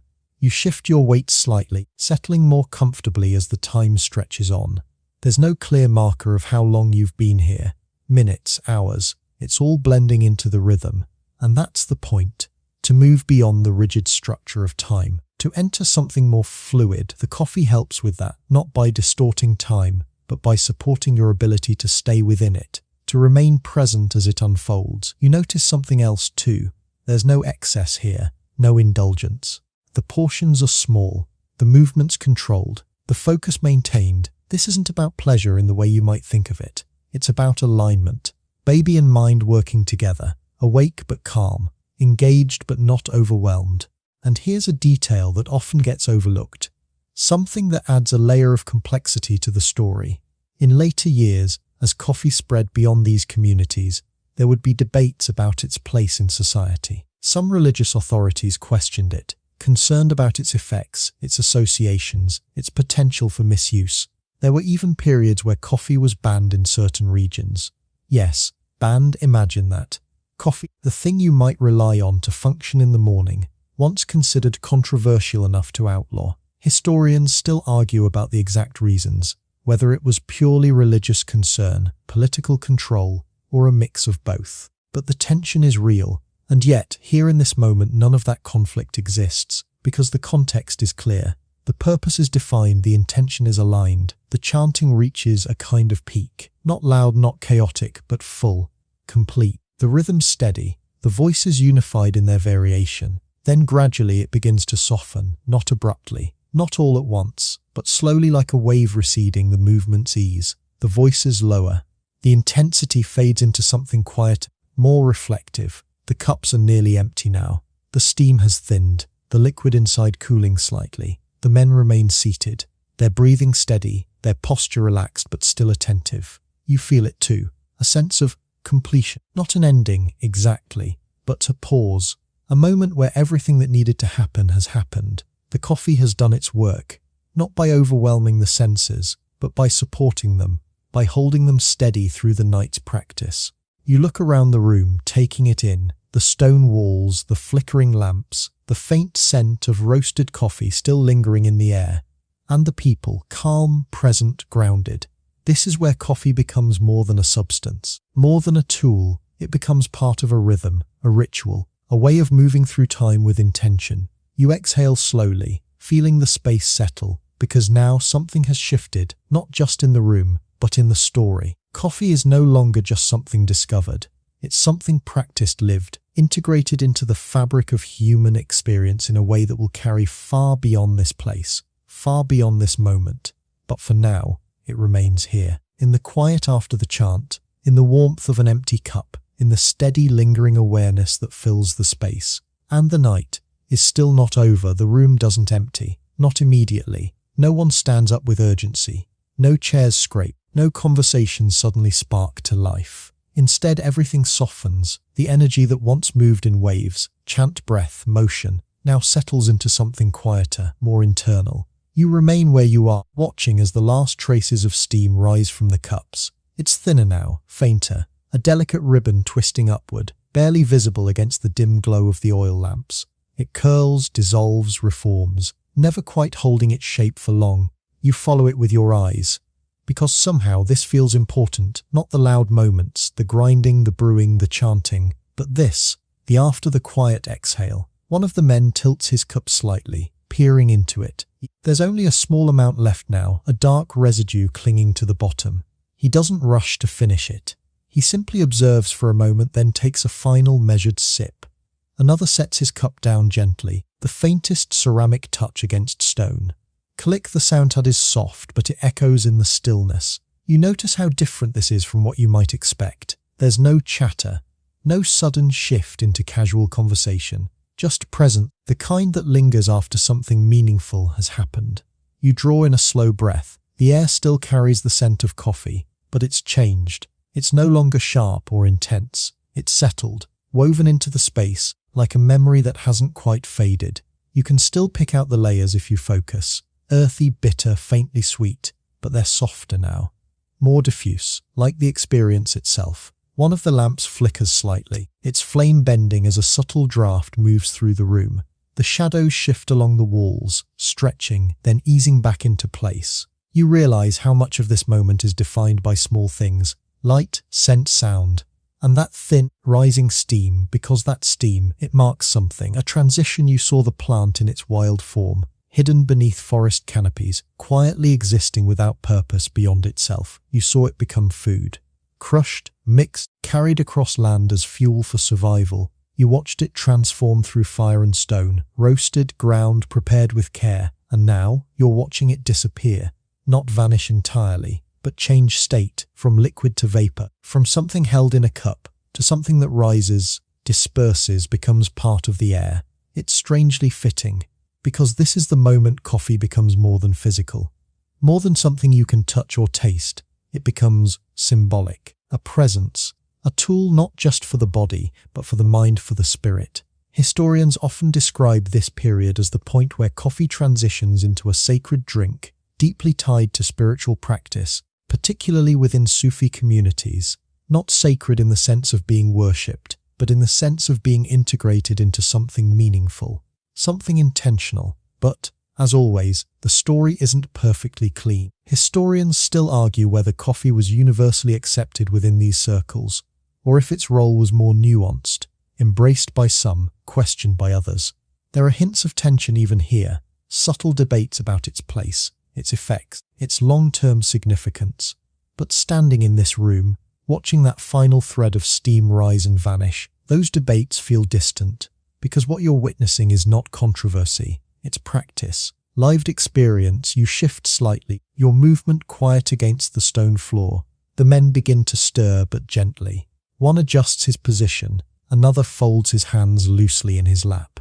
There's no clear signal that the gathering is ending, but there's a sense of completion, like a circle closing. You glance once more at the hearth. The embers have dimmed, their glow softer now, less intense. The tools, the mortar, the pestle, the pot, rest where they were left, their work done for the night. They'll be used again, tomorrow, the next night, and the next. This isn't a one-time event, it's a rhythm, a cycle. Roast, grind, brew, drink, remember.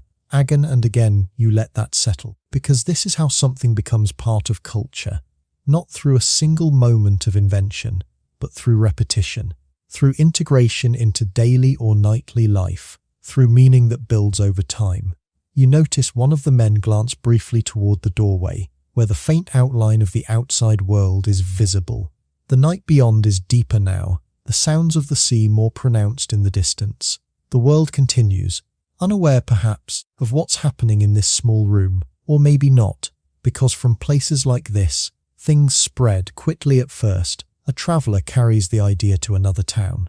A merchant shares it along a trade route. A story moves from one community to another, shifting slightly each time.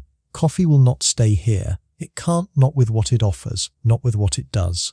You look back at the empty cups, the faint residue left behind, the memory of warmth still held in their shape, and you realise this is the moment of transition, from wild fruit to crafted drink, from practical tool to meaningful ritual, from something discovered to something shared. The last trace of steam fades completely now, dissolving into the air until there's nothing left to see, but the presence remains in the scent, in the stillness, in the quiet clarity that lingers in the room. You take one final look around, at the men, calm and grounded, at the space, shaped by repetition and intention, at the tools waiting for their next use, and then you shift your gaze toward the doorway, because beyond this room, beyond this night, the story continues. Coffee will leave these walls. It will travel across seas, across empires, across cultures that will reshape it in ways no one here could fully imagine. But it will carry this with it, this moment, this quiet, sacred beginning. You step back slightly, letting the scene settle into memory, because now you understand something you didn't before. Coffee isn't just about waking up. It's about staying present, and that is what will carry it forward. You don't notice the shift at first, not in a dramatic, sweeping way. No sudden change in landscape, no loud declaration that you've crossed into a new world. Instead, it arrives gradually, like a change in music that you only recognize after a few moments. The air is different, cooler, for one, but not with the damp breath of the Ethiopian Highlands or the salt-heavy weight of Yemen's coast. This is something in between. A breeze that carries water, yes, but also stone, wood, smoke. Many people, you hear them before you fully see them.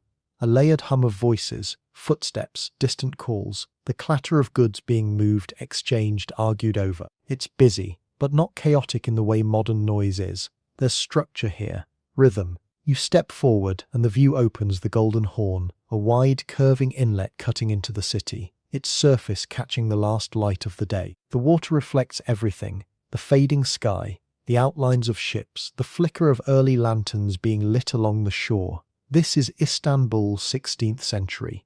And unlike the quiet forests and hushed monasteries you've walked through before, this place is alive in a completely different way. The city doesn't breathe slowly, it pulses. You move along the edge of the water, watching as the day transitions into evening. The markets are still active, but you can feel them winding down. Merchants pack away goods, their movements efficient, practiced. Voices lower in intensity, shifting from sharp negotiation to something more relaxed. Coins clink, fabric rustles, wood creaks under shifting weight. You pass a stall where spices are being gathered into sacks, their scents lingering in the air, warm, sharp, layered. Another where textiles are folded with care, bright colors dimming as the light fades, and threading through all of it, something familiar, coffee. Not in the raw, subtle way of the forest, not in the sacred, focused way of the Sufi monastery, but present, integrated.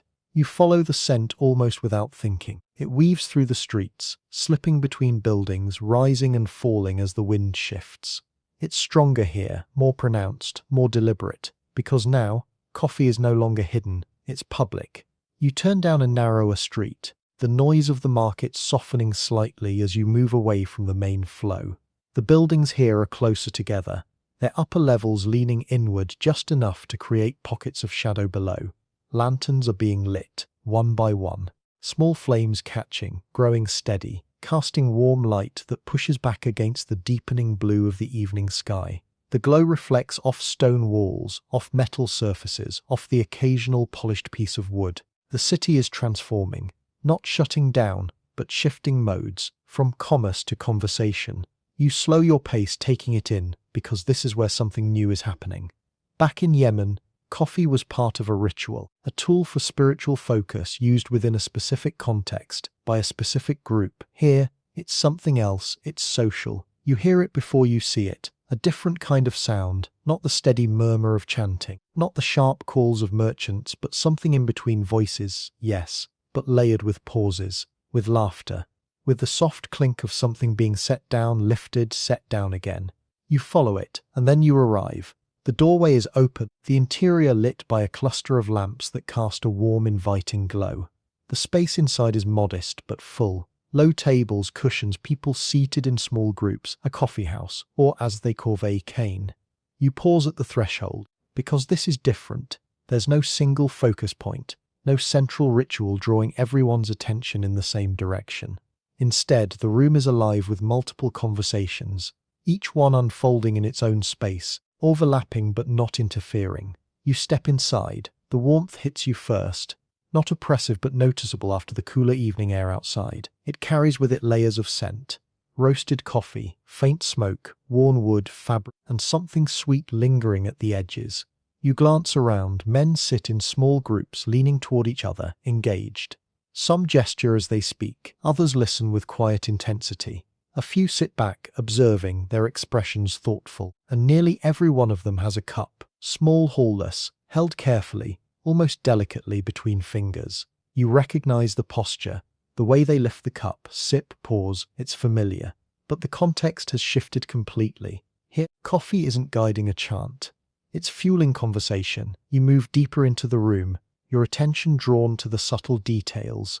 The way the cups are arranged on low tables, the way people lean in when making a point, the way silence is used, not as absence but as space for thought, and the sound soft, constant, the murmur of voices blending together into a kind of intellectual hum. Historians often describe Ottoman coffee houses as some of the earliest forms of public social spaces dedicated to discussion and exchange of ideas. They've even been called schools of the wise, places where people from different walks of life could gather, share thoughts, debate, and learn. But not everyone was comfortable with that. Historians still argue about how quickly coffee houses became associated with political discussion and dissent. Some sources suggest that authorities viewed them with suspicion almost from the beginning, concerned about the potential for ideas to spread too freely. And honestly, standing here you can see why. Because this isn't just casual chatter, this is engagement. You pass a table where two men are deep in discussion, their voices low but intense. One gestures with his hand, emphasizing a point, while the other listens, nodding slowly, then responds with equal focus. At another table, a small group leans over a board. Chess, you realize after a moment. The pieces move deliberately, each decision considered. A cup sits beside the board, occasionally lifted, sipped, returned without breaking concentration. Coffee and thought, side by side. You feel it again, that subtle shift in awareness, not just from the drink itself, but from the environment. The energy here is different, sharper, more outward-facing. Where the monastery turned inward, this space expands outward, into ideas, into conversation, into the shared experience of thinking. You take a slow breath. The scent of coffee is stronger here than anywhere you've been so far. Not overwhelming, but constant. A background note that anchors everything else. You glance toward the far side of the room where a small preparation area is set up. You can't see all the details from here, but you catch glimpses. Metal, movement, the faint glow of heat. The process is still happening. Roasting, grind, brewing. But it's no longer hidden, it's part of the space. The Vodul Depotic Cheekfield. You turn back to the room. The conversations continue, flowing around you, pulling you in without demanding your participation. You could sit, listen, join, or simply observe. And for now, you observe, because this is the moment where coffee steps fully into public life, not confined to forest or ritual, but alive in the hands of people, shaping and being shaped by the way they think, speak, and connect. You settle into the atmosphere, letting it carry you. The lanterns flicker, the voices rise and fall, the cups lift and lower in quiet rhythm. And outside, beyond the walls, the last light of day fades completely, leaving the city glowing softly under the night. Istanbul breathes, and somewhere within that breath, coffee has found a new role, not just as a drink, but as a gathering point, a spark, a reason to stay a little longer, Think a little deeper, speak a little more freely. You glance around once more, taking it in, because this is where things begin to spread, not through isolation but through connection.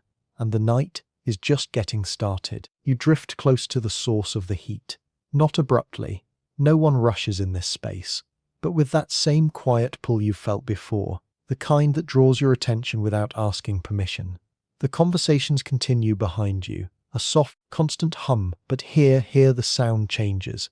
Metal, a faint, delicate clink, then another.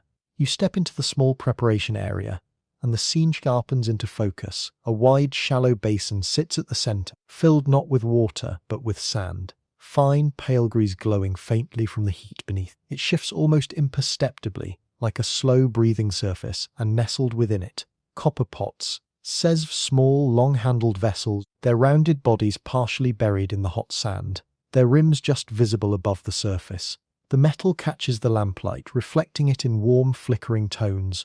Gold, amber, deep bronze. You hear it again. Clink. One pot is lifted slightly, adjusted, then settled back into place with a soft metallic touch against another. The sound is subtle but precise, intentional. You lean in, watching. The sand isn't just holding the pots. It's controlling them, distributing heat evenly, gently, allowing the liquid inside to warm slowly, steadily. No direct flame, no sudden bursts of heat. Just patience. The person tending the sieves, calm, focused, moves with practiced ease. They shift one pot slightly deeper into the sand, pull another closer to the surface, adjusting temperatures without ever needing to measure them. Experience does the measuring. You notice how the handles extend outward, angled just enough to be grasped without touching the hot body of the pot. The design is simple but thoughtful. Everything here serves a purpose. Inside the sieves, the coffee begins to stir. You can't see it clearly at first, but you sense it. Small movements beneath the surface. The liquid thickens as it heats, the ground suspended within it rather than filtered out. This is different from what you might expect. No separation, no clarity. Just a dense, unified mixture. You catch the scent again. Stronger now, more concentrated. The aroma rises directly from the pots, carried upward in thin currents that blend with the air of the room. It's deeper than before, more intense. The roasting and grinding you witnessed earlier created the foundation. But this method, this slow heating in sand, coaxes something more out of the coffee, something thicker, richer. You watch as one of the sieves begins to respond more visibly. A slight swelling at the surface, a dark, glossy layer forming, shifting gently as heat builds beneath it. The person tending it notices immediately. Of course they do. They lift the pot just slightly, easing it away from the hottest part of the sand. The movement is small, precise, just enough to prevent the liquid from rising too quickly. Because here's the thing, coffee, when treated like this, doesn't just boil. It builds slowly, deliberately, until it reaches a point where the surface begins to rise, forming a thick foam that threatens to spill over if left unchecked. You've probably seen it before. If not here, then somewhere else, in some other time. That moment where the coffee swells upward, just before it breaks. But here it's controlled guide. The sieve is lowered again, then lifted, then lowered once more. Tiny adjustments that keep the process balanced. You find yourself holding your breath slightly. Not out of tension, but out of focus, because this is delicate work. Too much heat and it overflows. Too little and it never develops fully. There's a sweet spot, and they're finding it without tools, without gauges, just by watching, by knowing. Historians often highlight this method, brewing coffee in small pots over controlled heat, as a defining feature of Ottoman coffee culture. The use of sand, in particular, allowed for a level of precision that open flame alone couldn't provide. But as always, there's nuance. Historians still argue about how standardized these methods were across the empire. Some regions may have used different techniques, different vessels, different approaches. What you're seeing here is one expression of a broader practice, shaped by local habits and preferences. But it's enough, more than enough, because you can feel the care in it, the attention, the refusal to rush. Another sesviv is adjusted, its contents beginning to swell in the same way. The surface darkens, then lightens slightly as foam forms, thick, velvet, almost like a living layer. You lean closer, drawn by it. The texture is unlike anything you've seen so far in this journey.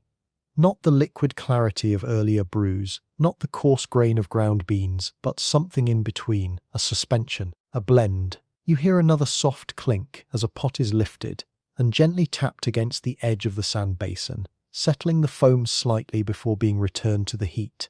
The sound is rhythmic, not as pronounced as the grinding you heard in Yemen, but still present.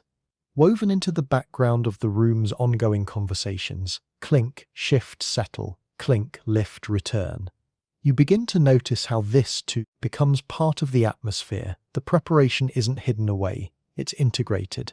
People glance over occasionally, aware of the process, even if they're not directly involved in it.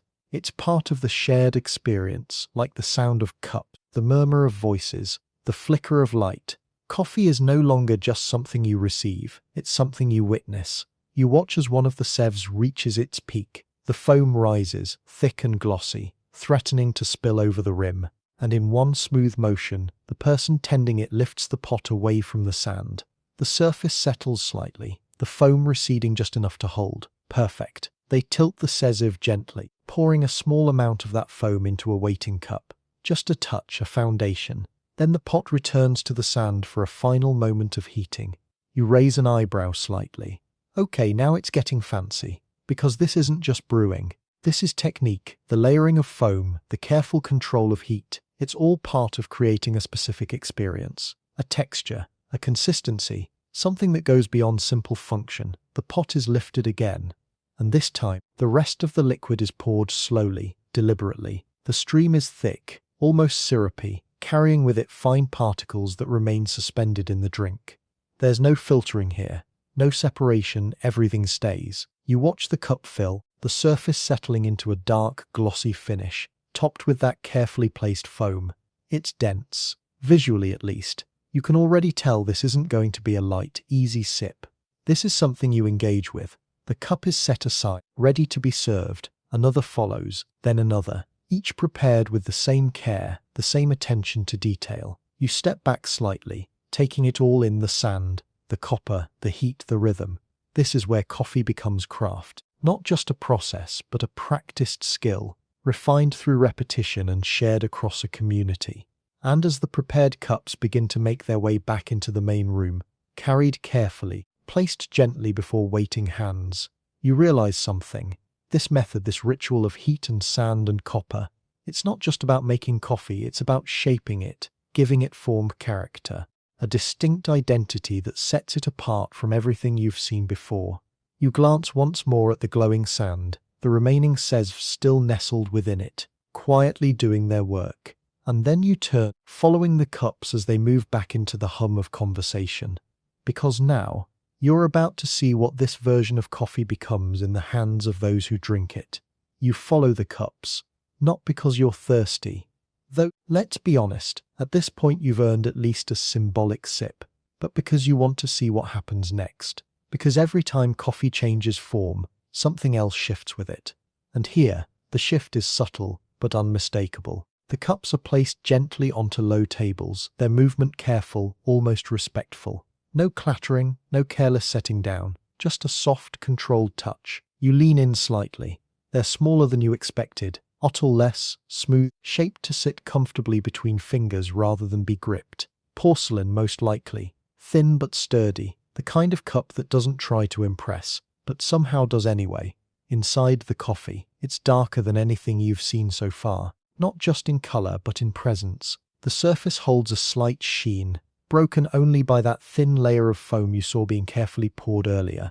It clings to the top, delicate but persistent, like a final signature on the process. You notice how still it is, no swirling, no separation, just a dense, unified liquid holding everything within it. Unfiltered, you sit near one of the tables, not intruding, just close enough to observe. A man lifts his cup, his fingers wrapping gently around it, thumb resting lightly along the rim. There's no rush, there never is. He brings it to his lips and takes a sip, a small one, and then he pauses. You watch his expression, not for dramatic reaction, but for subtle change. There it is, a slight narrowing of the eyes. Not discomfort, not surprise, just focus. Like the flavor demands attention, insists on being fully experienced. You can almost imagine it thick, slightly gritty from the fine grounds still suspended in the liquid, rich, with a bitterness that isn't softened or hidden, but balanced by depth. Layers that unfold slowly, not all at once. This is not a drink you mindlessly consume. This is something you engage with. Another man at the table takes his own sip, then sets the cup down with a soft touch. His gaze drifts briefly to the chessboard in front of him, then back to his companion. The conversation resumes, not louder, not faster, but sharper. You notice it immediately. The pauses between words feel more intentional.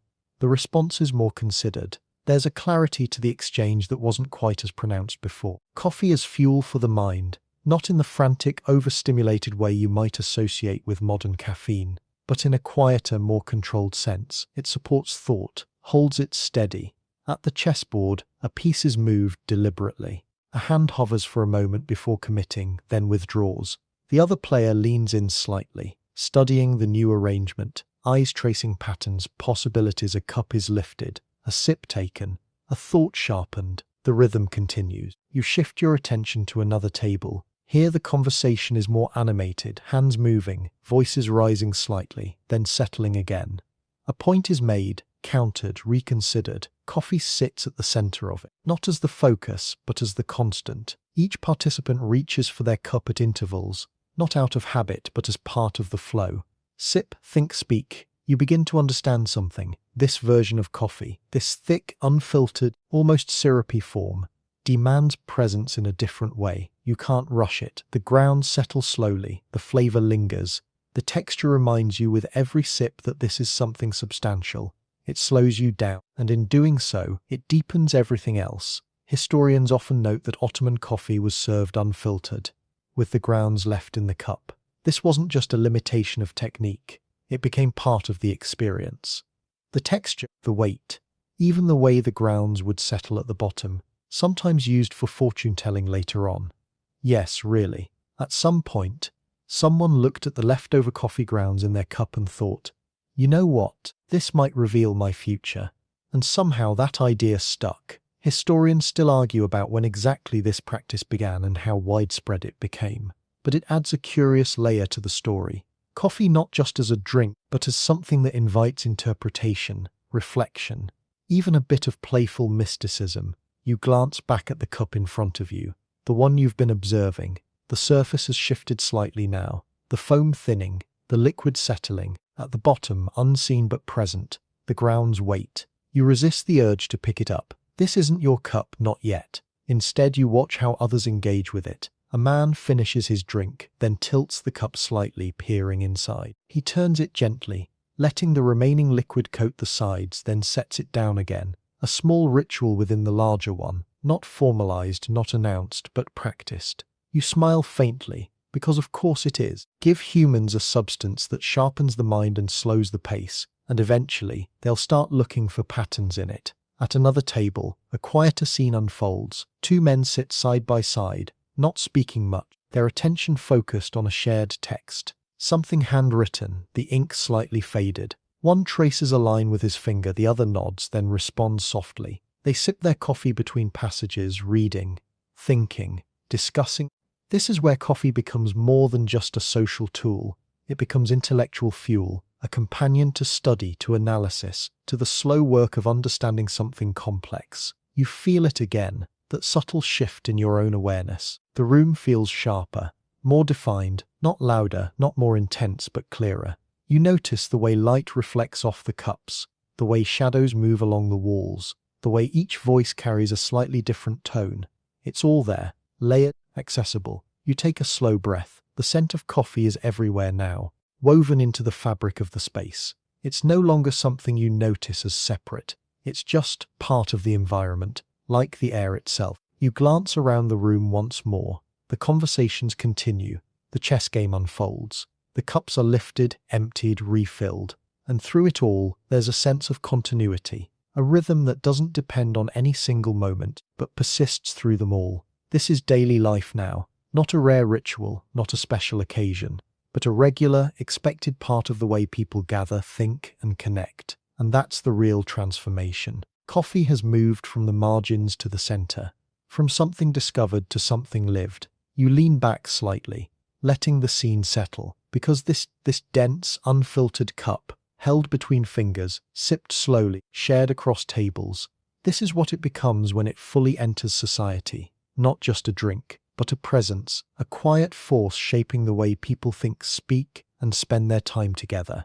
You watch as another cup is lifted, another sip taken, and you realize this is where the mind begins to move differently, not faster, but deeper. The voices never quite rise above a murmur. Even when someone makes a strong point, even when a hand lifts, a brow tightens, a sentence lands with weight, the room resists becoming loud.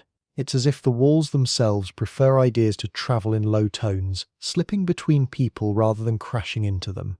You settle into that quiet current, because here, the real energy isn't in volume, it's in thought. At the table nearest you, a conversation has deepened. Two men lean toward each other, their cups nearly forgotten for the moment. One speaks slowly, choosing his words with care, his fingers tracing small shapes in the air as if outlining an invisible argument. The other listens, really listens, not waiting to respond, but absorbing, turning the idea over before letting it settle. Then he answers, softly, but with precision.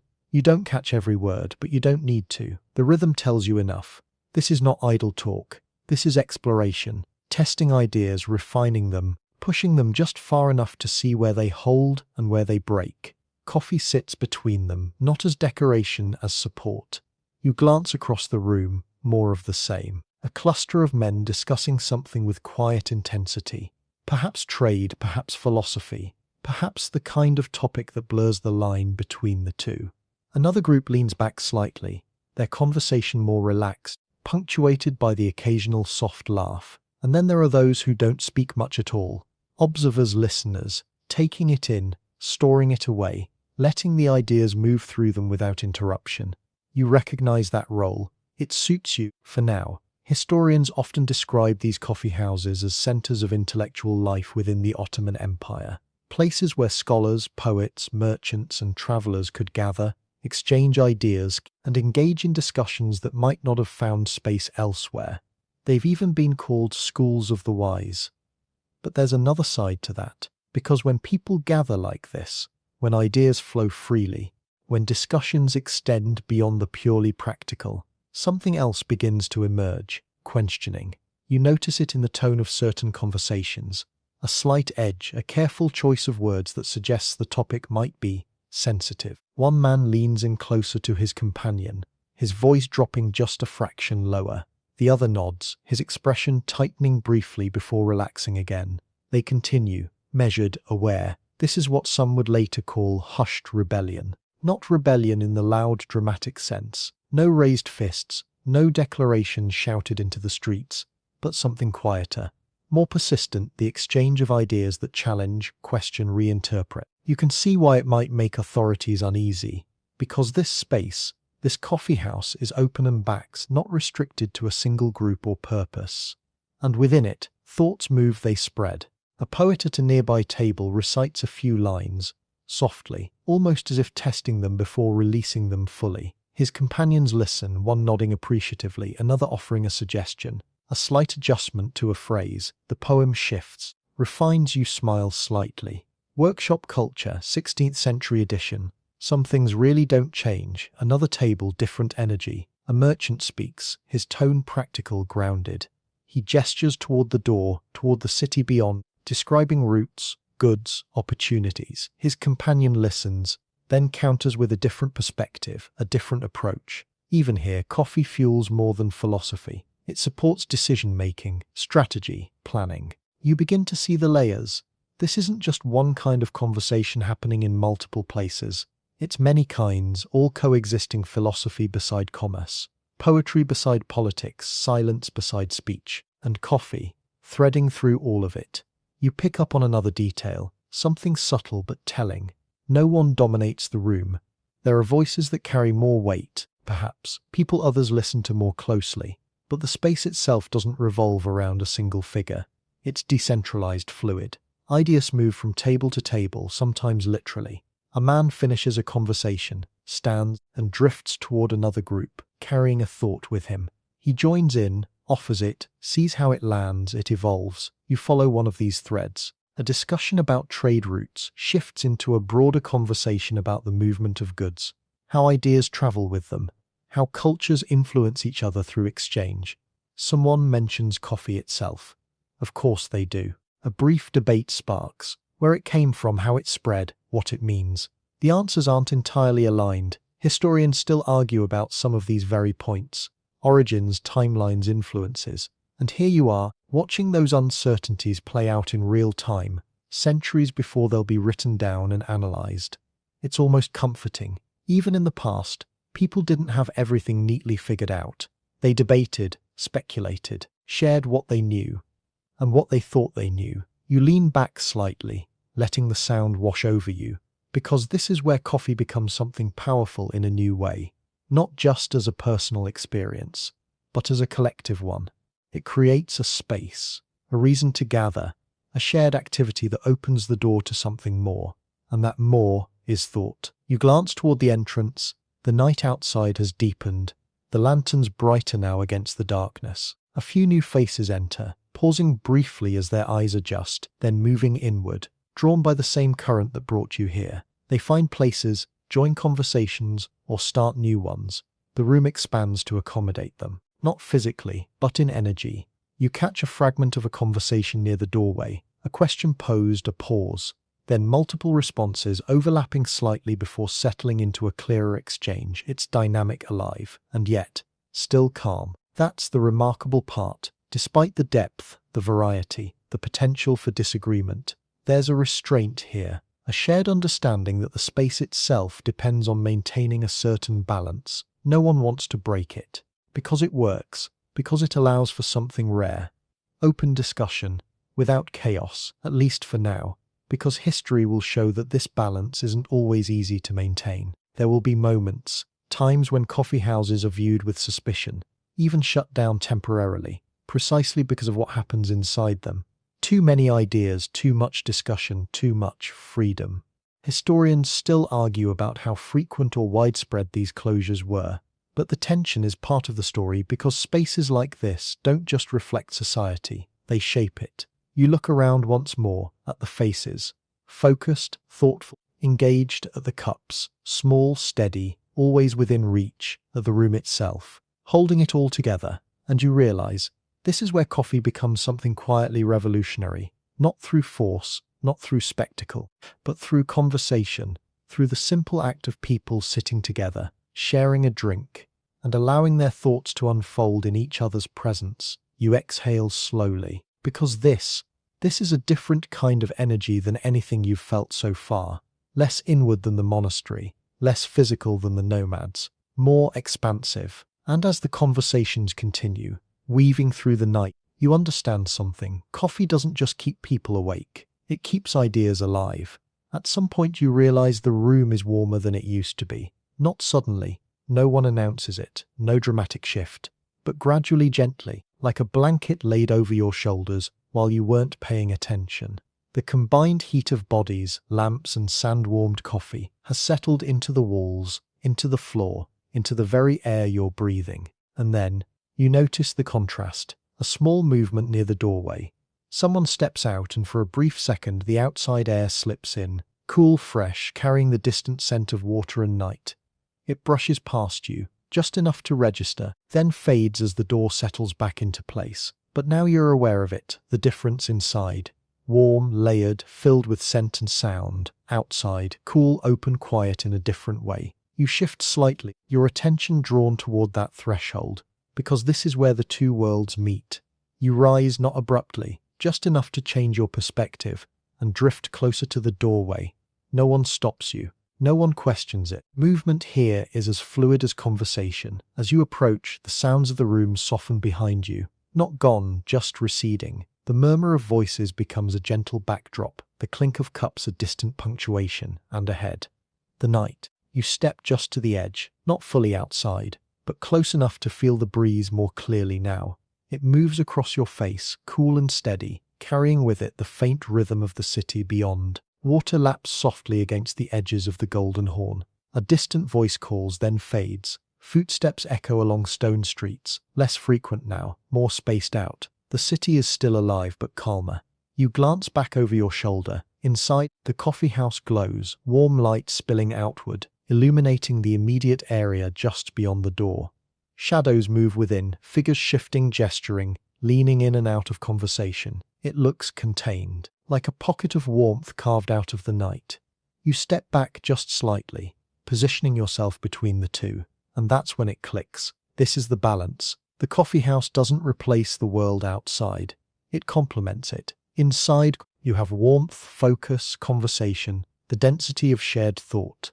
Outside, you have space, coolness, distance, the broader rhythm of the city. Together, they create something complete. You lean lightly against the doorway, letting the breeze move past you, carrying away some of the heat, some of the lingering intensity of the room. It's refreshing. Not because the inside was overwhelming, but because contrast sharpens experience. The same way coffee sharpens thought. You smile faintly at that, because of course it does. Everything here seems to mirror something else. Heat and cool, silence and speech, stillness and movement. You glance down at a cup someone has left near the doorway. Empty now, its surface darkened slightly by the last traces of coffee. The grounds have settled at the bottom, forming faint patterns along the sides. You tilt your head. There it is again. That idea of reading the remnants, of finding meaning in what's left behind. You don't pick it up, but you notice it, because it's part of the atmosphere now, just like everything else. A man steps out beside you, nodding briefly in acknowledgement before turning his face toward the night air. He inhales deeply, then exhales slowly, as if resetting himself. He doesn't speak. He doesn't need to. After a moment, he turns and goes back inside. That's the rhythm, in and out. Engage, then pause, speak, then reflect. You remain where you are a little longer because this threshold, this in-between space, offers something unique. From here, you can see both worlds at once. Inside, the conversations continue. You catch fragments as the door shifts slightly. Someone making a point, another responding, a soft laugh rising and falling. Outside, the city breathes more slowly now. Lanterns line the streets, their light steady, casting long shadows that stretch across stone. The water reflects them, broken into shimmering lines that ripple with each small movement. It's peaceful, not silent but calm. You step fully outside for a moment. The cool air wraps around you, clearer now, more expansive. The scents are lighter, less coffee, more night. A hint of the sea, a trace of distant smoke, the faint sweetness of something blooming somewhere unseen. You take a slow breath, and for a second, everything feels wide open. Then you glance back. The coffee house is still there, warm, inviting, full of life. You realize something important. Coffee didn't just create a drink, it created a place, a space people return to again and again, not just for the liquid itself, but for what happens around it. The conversations, the ideas, the connections, and those don't stay contained. They move out into the streets, into homes, into the broader fabric of the city. You can almost imagine it. The discussions that begin inside continuing outside, carried by people as they walk, as they work, as they live. Coffee as a starting point, not an end point. Historians often point to this period as the moment coffee becomes fully embedded in daily life across the Ottoman Empire. No longer confined to specific groups or purposes, it becomes part of the rhythm of cities, of social interaction, of culture itself. But as always, historians still argue about the details, how quickly it spread, who embraced it first, how it was received in different regions. The specifics blur, but the pattern is clear. You look once more at the doorway, at the gentle flow of people moving in and out, at the way the light spills into the night, and the night breathes back into the room. And you understand, this is where coffee finds its balance, not just in how it's made, or how it tastes, but in how it fits into life. Warmth and cool focus and release, contemplation, reflection. You take one last breath of the night air, then step back toward the doorway. Not fully inside, not fully outside. Just here, at the edge of something that's still unfolding. Because from here, coffee will continue to travel, across borders, across cultures, into places that will reshape it again and again. But it will carry this with it. This balance, this rhythm, this quiet, steady pulse of conversation and thought. You linger for a moment longer, then let the scene settle. The warmth behind you, the cool night ahead, and somewhere between the two, a small cup of dark, unfiltered coffee, quietly shaping the world.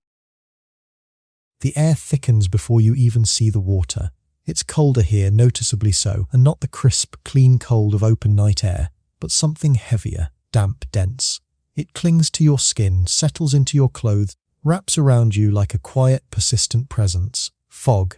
You step forward and it parts just enough to reveal shapes. Stone water. Movement the canals of Venice, early 1600s.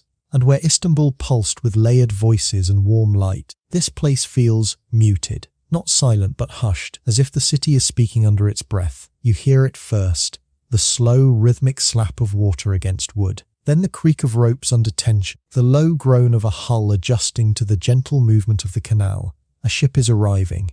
You move closer to the dock, your steps echoing softly against wet stone. The ground is slick beneath your feet, reflecting what little light filters through the fog. Lanterns glowing dimly, their halos diffused into soft, indistinct shapes. The vessel emerges gradually, not all at once, but piece by piece.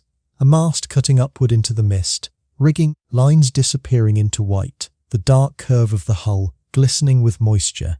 It's not a grand ship, not massive, not heavily adorned, but it carries weight in a different way. Cargo. You can feel it. Men move along the deck, their silhouettes shifting as they prepare to unload. Their movements are efficient, practiced, but quieter than you might expect. Even their voices are low, as if the fog itself encourages restraint. A rope is tossed. It lands with a damp thud, coiled loosely on the dock before being pulled taut. Another follows, securing the ship in place.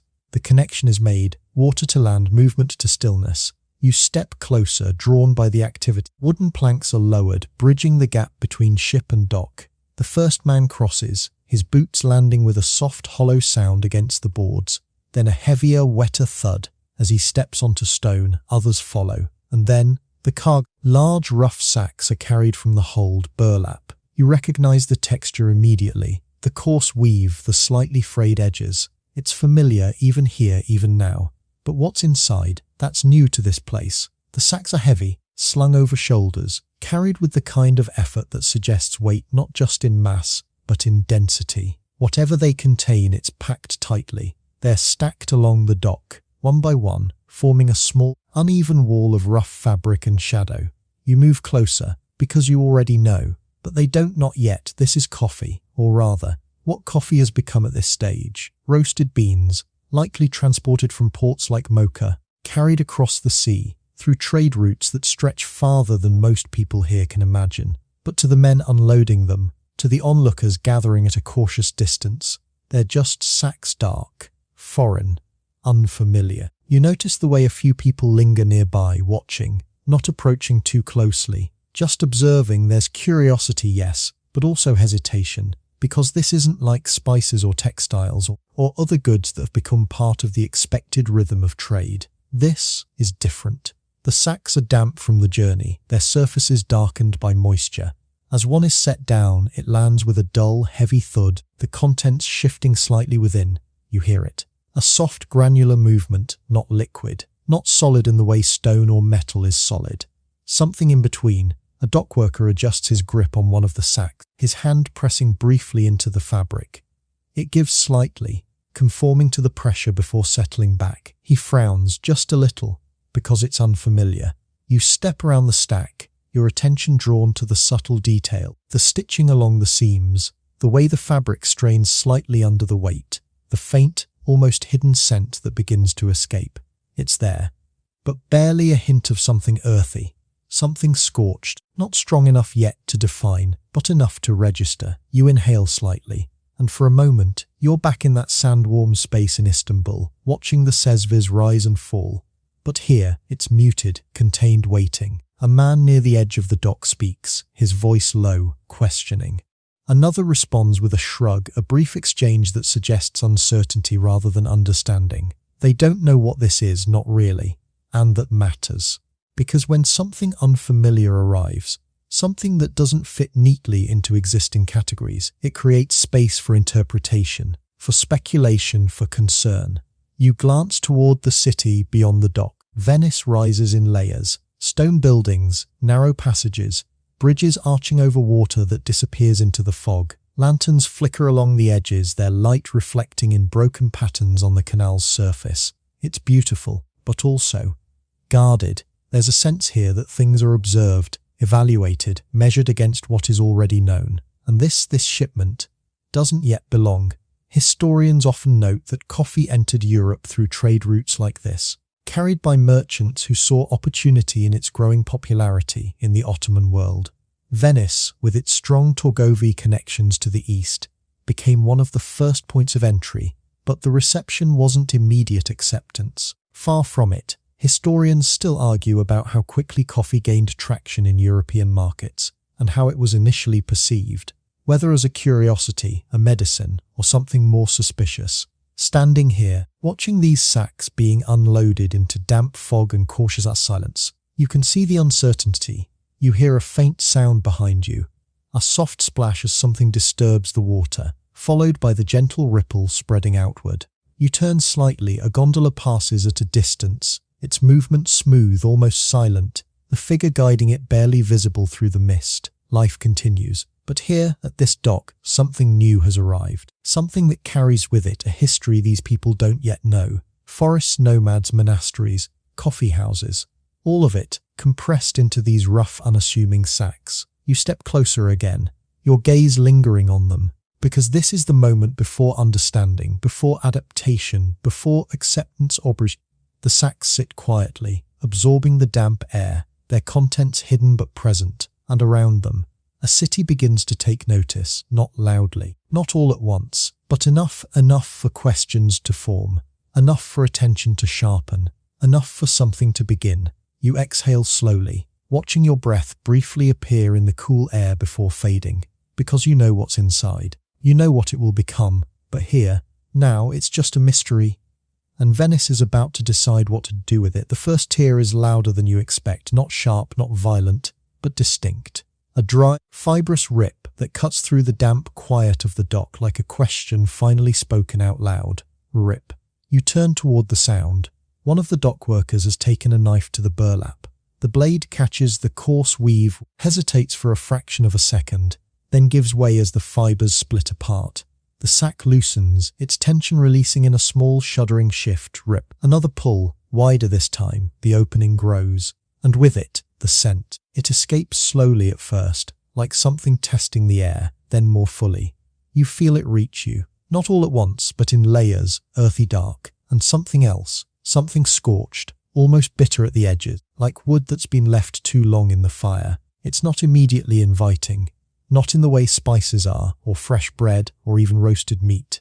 This is unfamiliar. You watch as the dock worker leans slightly closer, peering into the opening. He reaches in, his hand disappearing into the sack, then re-emerging with a small handful of the contents, beans. But not like any beans he's used to. They're dark, almost black in the dim light, slightly oily on the surface, uneven in shape. He turns them over in his palm, frowning faintly.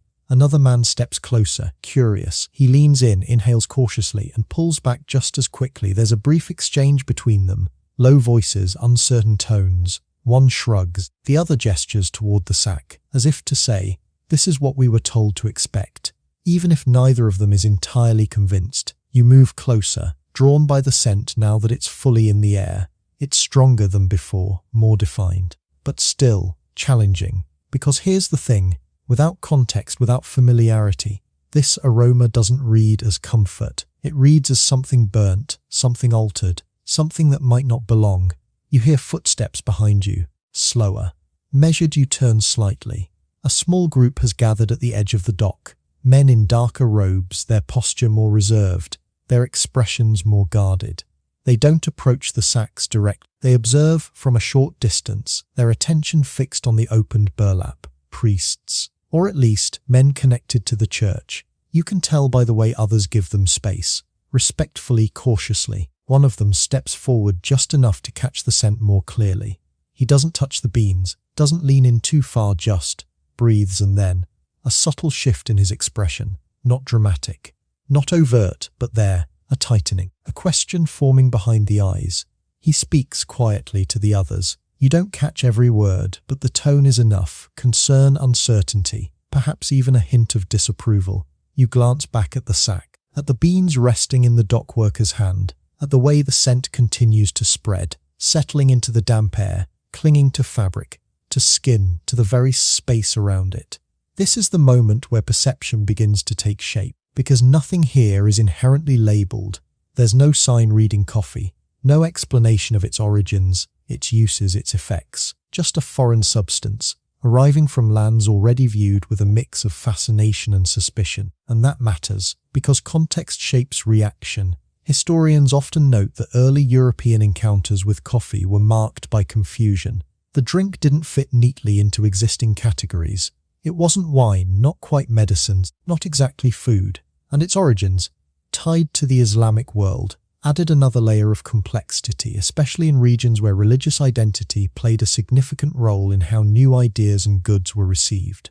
But standing here, watching this first interaction, it's simpler than that. It's sensory, it's immediate. Does it smell familiar? No. Does it look appealing? Not obviously. Does it inspire trust? Not yet. The dock worker drops the beans back into the sack, brushing his hands together as if to remove the residue. Not out of disgust but uncertainty. Another sack is opened, rip. The same sound, the same release. More of that dark, earthy scent pours into the air, layering over itself, becoming harder to ignore. You notice how the crowd has grown slightly. Not large but enough. People drawn by curiosity, by the subtle shift in activity, by the sense that something new is being revealed. They don't get too close, they watch, whisper extract glances. One man pinches his nose briefly, then lowers his hand, as if unsure whether that reaction is appropriate. Another leans in a bit too far, inhales deeply, and then laughs softly, shaking his head, not in amusement, but disbelief. You catch fragments of their reactions. What is it? Burnt grain, medicine. Something from the East. The last phrase carries weight because the East is both the place and an idea here, distant, exotic, and, depending on who you ask, potentially suspect. You glance back at the priests. They've moved slightly closer now, but still maintain a careful distance. One of them gestures toward the beans, then toward the ship, then back again, connecting origin to object. The implication is clear. This is not local, this is not known, and therefore it must be understood or judged, perhaps both. You feel the air shift, not physically, but socially. Curiosity is still there, but it's being joined by something else, caution. The kind that arises when something new doesn't immediately make sense. The dock workers continue their task, opening more sacks, stacking them, preparing them for transport into the city. For them, this is work. A job to be completed regardless of what the contents might be. But for those watching, this is something else, an introduction, a first impression. And first impressions tend to stick. You step back slightly, giving the scene a wider view. The fog still hangs low, diffusing the lantern light, softening edges, blurring details. The sacks sit in uneven rows, their contents partially revealed. The scent lingers, persistent now, no longer subtle. And around it all, a quiet tension begins to form, not loud, not confrontational, but present, because this isn't just about a new product. It's about what that product represents, where it comes from, what it might do.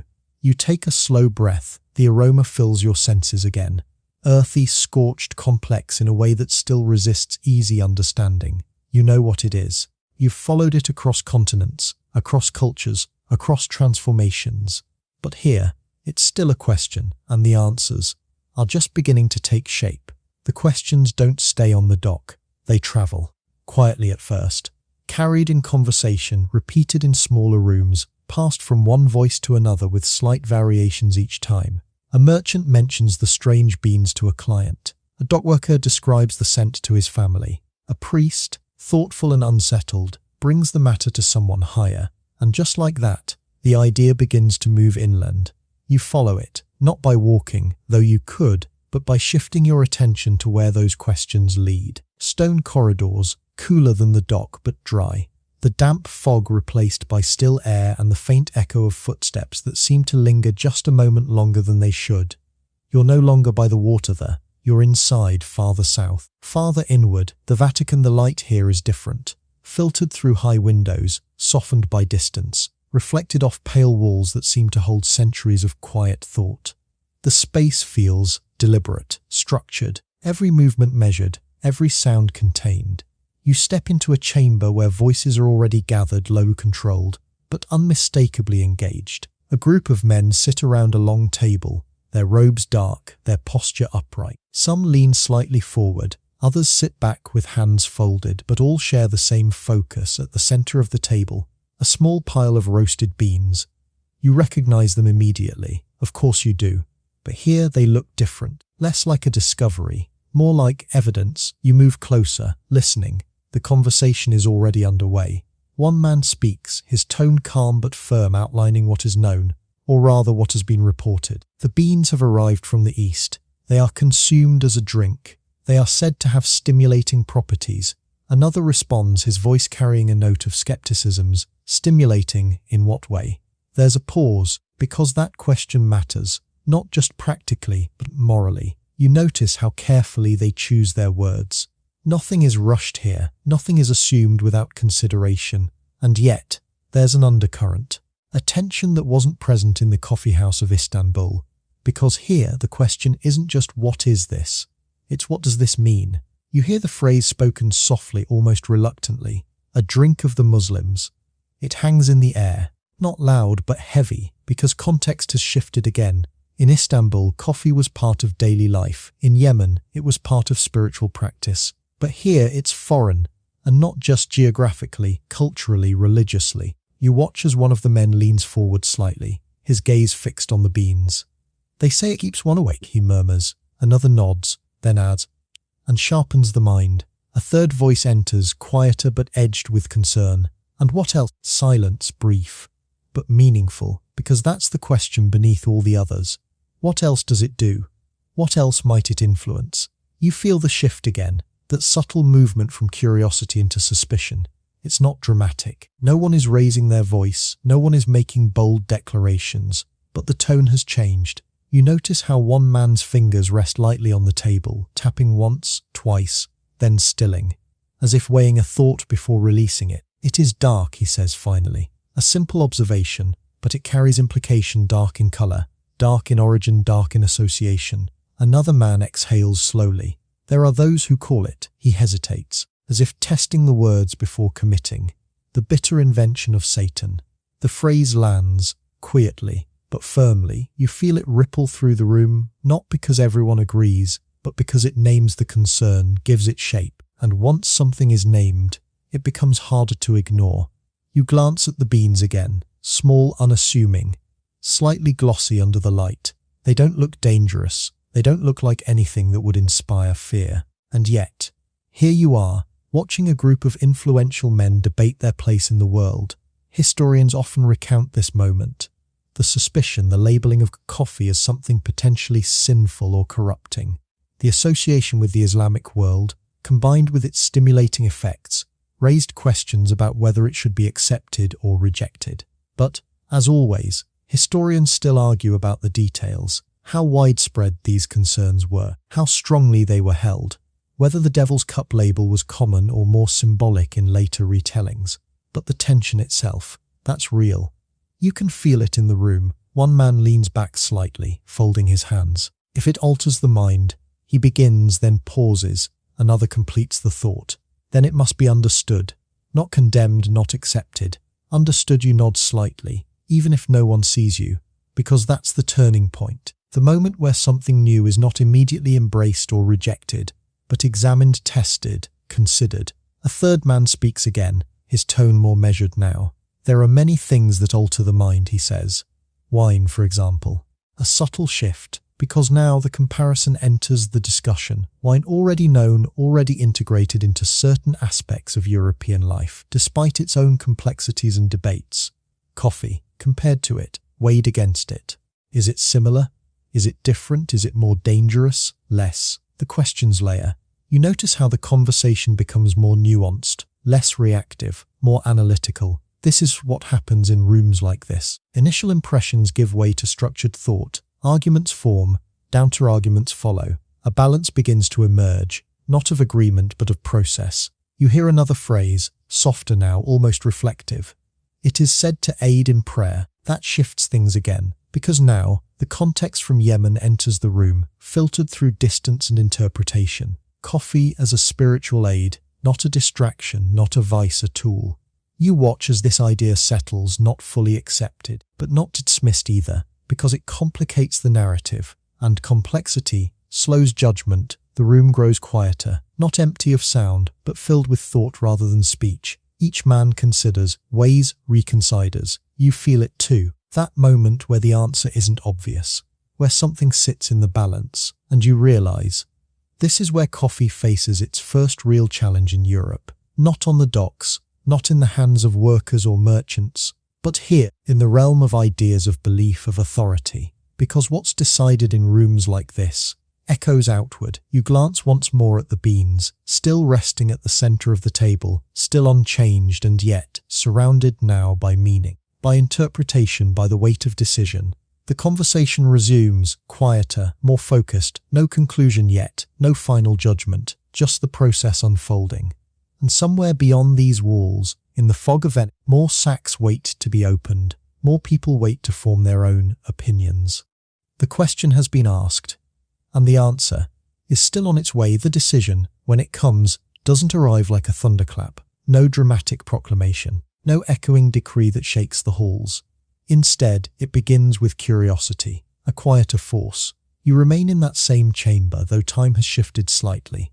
The earlier tension hasn't vanished, but it has softened, rounded at the edges by discussion, worn down by consideration, and now something new has entered the room, a cup small, modest, unassuming, but filled. You recognize it instantly, not in shape or style, which has been adapted slightly to local tastes, but in presence, that same dark surface, that same subtle sheen, that same quiet weight. Coffee prepared ready. The beans have moved from theory into experience. You feel the room shift again, because this is different.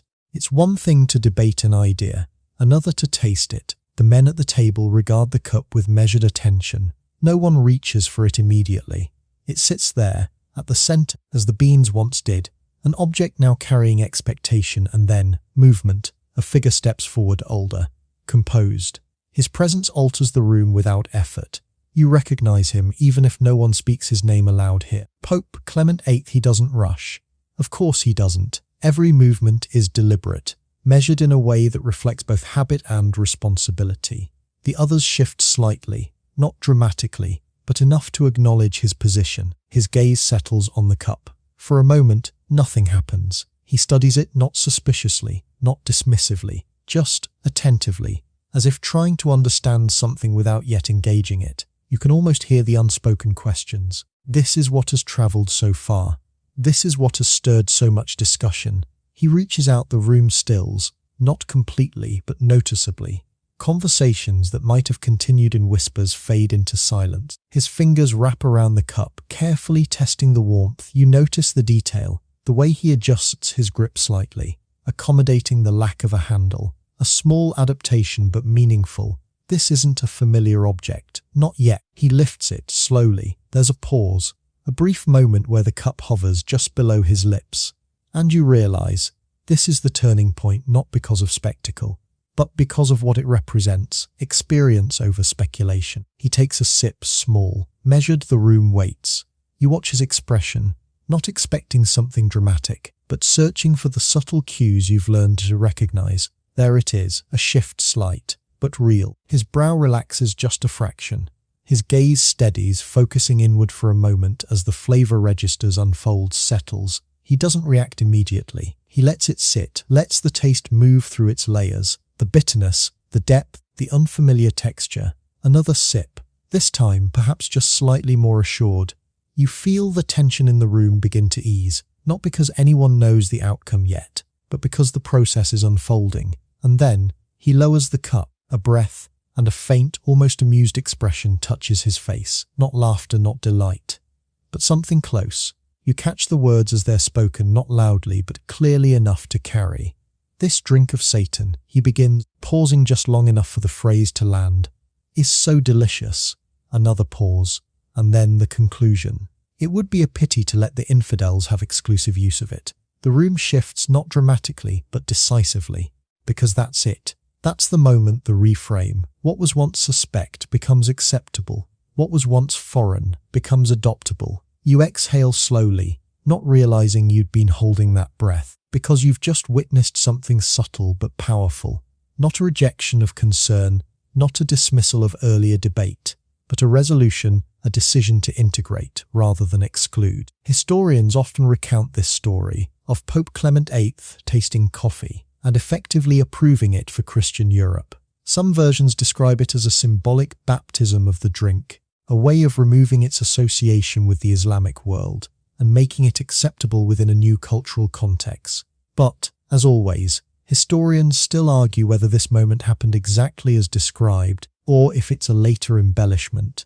A story shaped to explain a broader shift in acceptance, because that's the thing about history. Sometimes the exact words matter less than the change they represent. And here, the change is clear. The cup is set down gently, no longer just an object of debate. Now, an experience that has been validated. Around the table, the others respond, not with applause, not with overt excitement, but with a subtle release of tension. Shoulders ease.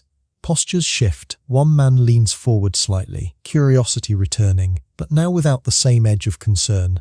Another nods, thoughtful, as if recalibrating his understanding. The conversation resumes, but it's different now, less guarded. More open. The question is no longer should this exist here, but how will it fit? You step back slightly, letting the scene settle, because this is the moment where coffee crosses a threshold, not physically. It already did that when it arrived on Venetian docks, but culturally, spiritually, socially, it moves from outsider to participant, and once that happens, everything else becomes possible. You glance once more at the cup, still small, still dark, still quietly unassuming, and yet carrying the weight of transformation, because sometimes all it takes is a single sip. The fog feels different now, not thinner, not gone, but changed in the way it settles over the city. Less mysterious, perhaps. Or maybe it's you who has changed, carrying with you the quiet certainty of what just unfolded. You find yourself back in Venice, not at the dock this time, but deeper within the city, where the canals widen and the buildings stretch upward with a certain confidence. The stone here is drier, more polished. The streets, if you can call these narrow passages streets, are alive in a more refined way. And ahead, light brighter than the scattered lanterns you saw before. Warmer, steadier. You follow it because something is happening. You hear it before you reach it. A soft, rhythmic clinking metal against porcelain. Light, repetitive, almost melodic. You step into the open space and see it unfold. Piazza San Marco, even at this hour, it holds a quiet grandeur. The vast open square stretches out beneath the night sky, its edges defined by elegant arcades and towering structures that seem to watch over everything below. And beneath those arcades, doors are open, not many, just enough. The first cafes. You move closer, your attention drawn to one in particular. The entrance is wide, welcoming in a way that feels intentional. Light spills outward, illuminating the stone just beyond the threshold. Inside, the space is arranged with care. Tables spaced evenly, chairs placed with precision, and above a chandelier crystal. Not enormous, but enough to catch the light and scatter it into soft reflections that dance across the walls. You pause, because this is different, very different. Gone is the dense warmth of the Ottoman coffeehouse, the low cushions, the intimate clusters of conversation. Here, the space is more structured, more open, more European. You step inside. The air is warm but not heavy. It carries the scent of coffee. Yes, also something else, sugar. Sweetness lingers at the edges, softening the sharper notes of the brew. It's subtle but noticeable. You hear it again, clink, a spoon against a cup. You turn toward the sound. At a nearby table, a man stirs his coffee slowly, the small silver spoon moving in gentle circles against the porcelain. The sound is light, almost delicate, but it repeats with a steady rhythm. Clink, clink, clink. It's soothing, predictable, refined. You glance at the cup, still small, still dark, but presented differently, placed on a saucer, accompanied by that spoon, and beside it, a small dish of sugar. You raise an eyebrow slightly. So this is where things start to change. The man finishes stirring, lifts the spoon, taps it lightly against the edge of the cup, clink, then sets it aside. He takes a sip. His expression shifts, not with the intensity you saw in Istanbul, not with the cautious curiosity of the Vatican, but with something closer to satisfaction, comfort. You move further into the room, more tables, more cups, more of that gentle, rhythmic clinking. And the people, they're different too. The clothing is more formal, more structured, the posture more upright. Conversations are still present, but they carry a different tone. Less exploratory, perhaps, more composed. You catch fragments, discussion of trade, of art, of politics. Yes, but framed differently, less openly challenged, more carefully navigated. Coffee is here fully, but it's adapting. You notice how it's being integrated into an existing social structure rather than reshaping it entirely. In Istanbul, the coffee house created a new kind of space. Here, it's becoming part of a different kind of space. Elegant, measured. You pass another table. Two individuals sit across from each other, their cups between them. One speaks, the other listens, nodding occasionally, then responds. The exchange is polite, balanced. You sense less urgency, less intensity, but still engagement. Coffee hasn't lost its role as a companion to conversation. It's just changed its tone. Historians often point to Venice as one of the first European cities to embrace coffee houses, particularly in places like Piazza San Marco. By the mid-17th century, these establishments began to appear more regularly, catering to a clientele that appreciated both the novelty of the drink and the social environment it created. But as always, historians still argue about how quickly coffee became fashionable and how much resistance lingered beneath the surface, because acceptance doesn't happen all at once. It layers, gradually, like the city itself. You glance up at the chandelier again, watching how the light refracts through the crystal, casting small shifting patterns across the ceiling. It's beautiful, but controlled everything here is. You move toward the edge of the cafe, looking back once more, the tables, the cups, the soft clinking of spoons, the quiet murmur of conversation. It's a different kind of energy than what you experienced before, less raw, less immediate, but still significant, because this is how things spread. They don't remain exactly as they were. They adapt, they reshape themselves to fit new environments, new expectations, new cultures. Coffee, once a wild fruit in Ethiopian forests, now sits in porcelain cups beneath crystal chandeliers. You let that sink in because it's kind of incredible and also very human. We take something unfamiliar, something that doesn't quite fit, and we adjust it, sweeten it, refine it, until it feels like it belongs. You hear another clink behind you. You turn slightly. A server moves between tables, carrying a tray of cups, each one placed carefully, precisely before the waiting guests. No rush, no spill. Just practiced movement. The system is forming, the ritual evolving. You step back toward the entrance, pausing once more at the threshold. Outside, the square stretches out, quieter now, the fog still lingering at the edges, softening the boundaries of the world beyond. Inside, the cafe glows warm-ordered, alive in its own way. You take one last look, because this is the moment where coffee fully enters European life. Not as a curiosity, not as a suspect import, but as something desired, something to be served, shared, and enjoyed. And from here, it will only grow. You turn away slowly, letting the scene settle behind you. The clink of spoons, the glow of chandeliers, the quiet hum of conversation, all of it blending into a new rhythm, a new chapter. And somewhere deep beneath it all, that same dark, bitter drink, still shaping the world one cup at a time. The rain arrives before the city does, a fine, steady drizzle, soft enough to feel almost polite, but persistent enough to soak through fabric if you ignore it for too long. It taps lightly against stone, against wood, against the brim of your awareness as you step forward into a different kind of world. London, early 1700s. The air is cooler here than Venice, sharper somehow, less damp in that clinging fog-heavy way, and more brisk, the kind that wakes you up whether you asked for it or not. You pull your attention inward for a moment, adjusting, because this city doesn't ease you in, it nudges you. You hear it immediately, footsteps on wet cobblestone, wheels rolling through shallow puddles, voices, quick and clipped, carrying through the narrow streets. Everything moves with a certain urgency, not frantic, but purposeful. You step into it, your pace naturally aligning with the rhythm around you. People pass by with coats pulled tight, hats angled against the rain. Some carry papers tucked under their arms, others small parcels, others nothing at all but a sense of direction. No one lingers. Not out here. You glance upward. The sky is a uniform grey, pressing low over the city, diffusing the light into something flat and constant. It reflects off the wet surfaces, giving everything a muted sheen. Stone buildings rise on either side, their facades worn but sturdy, windows glowing faintly from within. And then you see it, a doorway, open light spilling out. You don't need a sign, you already know.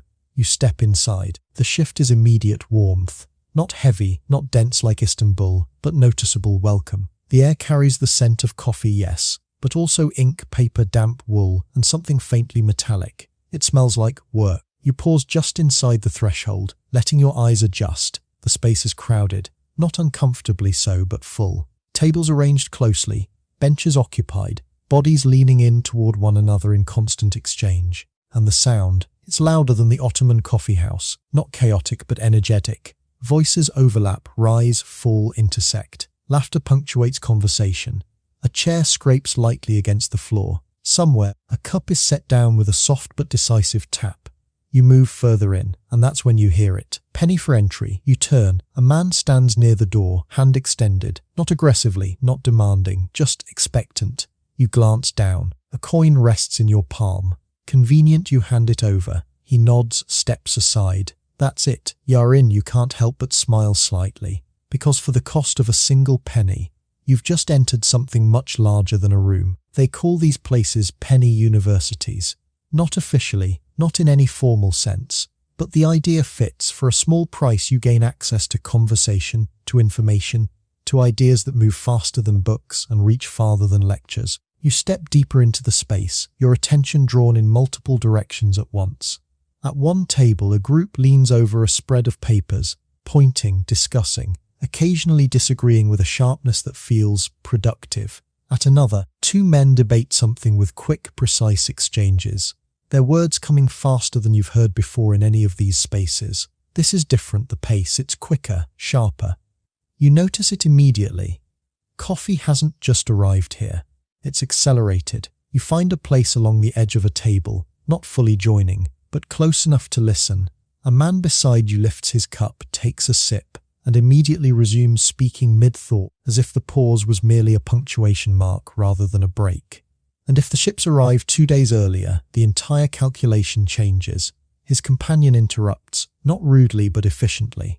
Only if the weather holds. It will. You assume. I calculate. You blink, okay. This is new because this isn't just conversation, this is rapid exchange. Ideas moving quickly, tested in real time, refined on the spot. You glance around, it's everywhere, not just one table. All of them, different topics, different tones, but the same underlying energy. Forward. You feel it in your own awareness. A slight sharpening, a pull toward engagement. Coffee here isn't slowing things down, it's speeding them up. Historians often describe London coffee houses as hubs of Enlightenment thinking, places where ideas about science, politics, economics and society were discussed, debated and spread. But standing here, it feels less like a grand intellectual movement and more like something immediate, practical. People aren't just theorizing, they're applying, testing, building. You notice how information moves. A man enters, shakes the rain from his coat, and immediately begins sharing something he's heard. News, perhaps. Others lean in, listening, asking questions, adding their own knowledge. It spreads table to table, voice to voice. No printing press required. Though you suspect that's not far from the story. You catch another detail, the cups still present, still central, but handled differently. People sip quickly, not rushed but efficiently, as if the drink is supporting the conversation, not the other way around. You take a slow breath. The scent of coffee is stronger here than in Venice, but less layered than in Istanbul.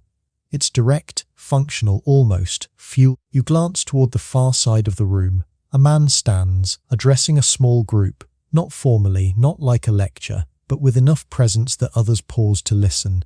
He speaks about something recent, an event perhaps, or a development. His words are clear, concise, delivered with confidence. Questions follow immediately. Not polite, not immediate, challenging. Engaged, you smile again, because this is what happens when coffee meets a city like this. It doesn't just integrate, it amplifies. You lean back slightly, letting the scene unfold around you. The rain continues outside, tapping softly against the windows, a steady background rhythm that contrasts with the lively interior. Inside, voices, movement, all for the price of a penny. You glance at your empty hand where the coin once was. Worth it, definitely worth it. Because here, in this crowded, rain-warmed room, something is happening. Not quietly, not slowly, but with momentum. And at the center of it all, a small cup of dark coffee, keeping everything just a little bit sharper, a little bit faster, a little bit more awake. The sound slips in beneath everything else. At first, you barely notice it, just another layer in the already busy hum of the room. But once it catches your attention, it becomes impossible to ignore. Scratch, pause, scratch, scratch. A quill against parchment. You turn toward it, at a table near the window, where the grey daylight filters in just enough to illuminate detail. A man leans over a spread of papers, his hand moving steadily, deliberately. The feathered tip of his quill glides across the page, leaving behind thin, dark lines that form words faster than you expect. Scratch. Scratch again, it's rhythmic. Not unlike the mortar in Yemen, not unlike the clink of spoons in Venice, but sharper, more precise. You step closer, careful not to interrupt, because this isn't just note-taking. This is production. The man writes quickly, but not carelessly. His brow is slightly furrowed, his attention fixed on the page, as if the words are arriving just ahead of his pen and he's trying to keep up. Beside him, another voice speaks, fast listing details.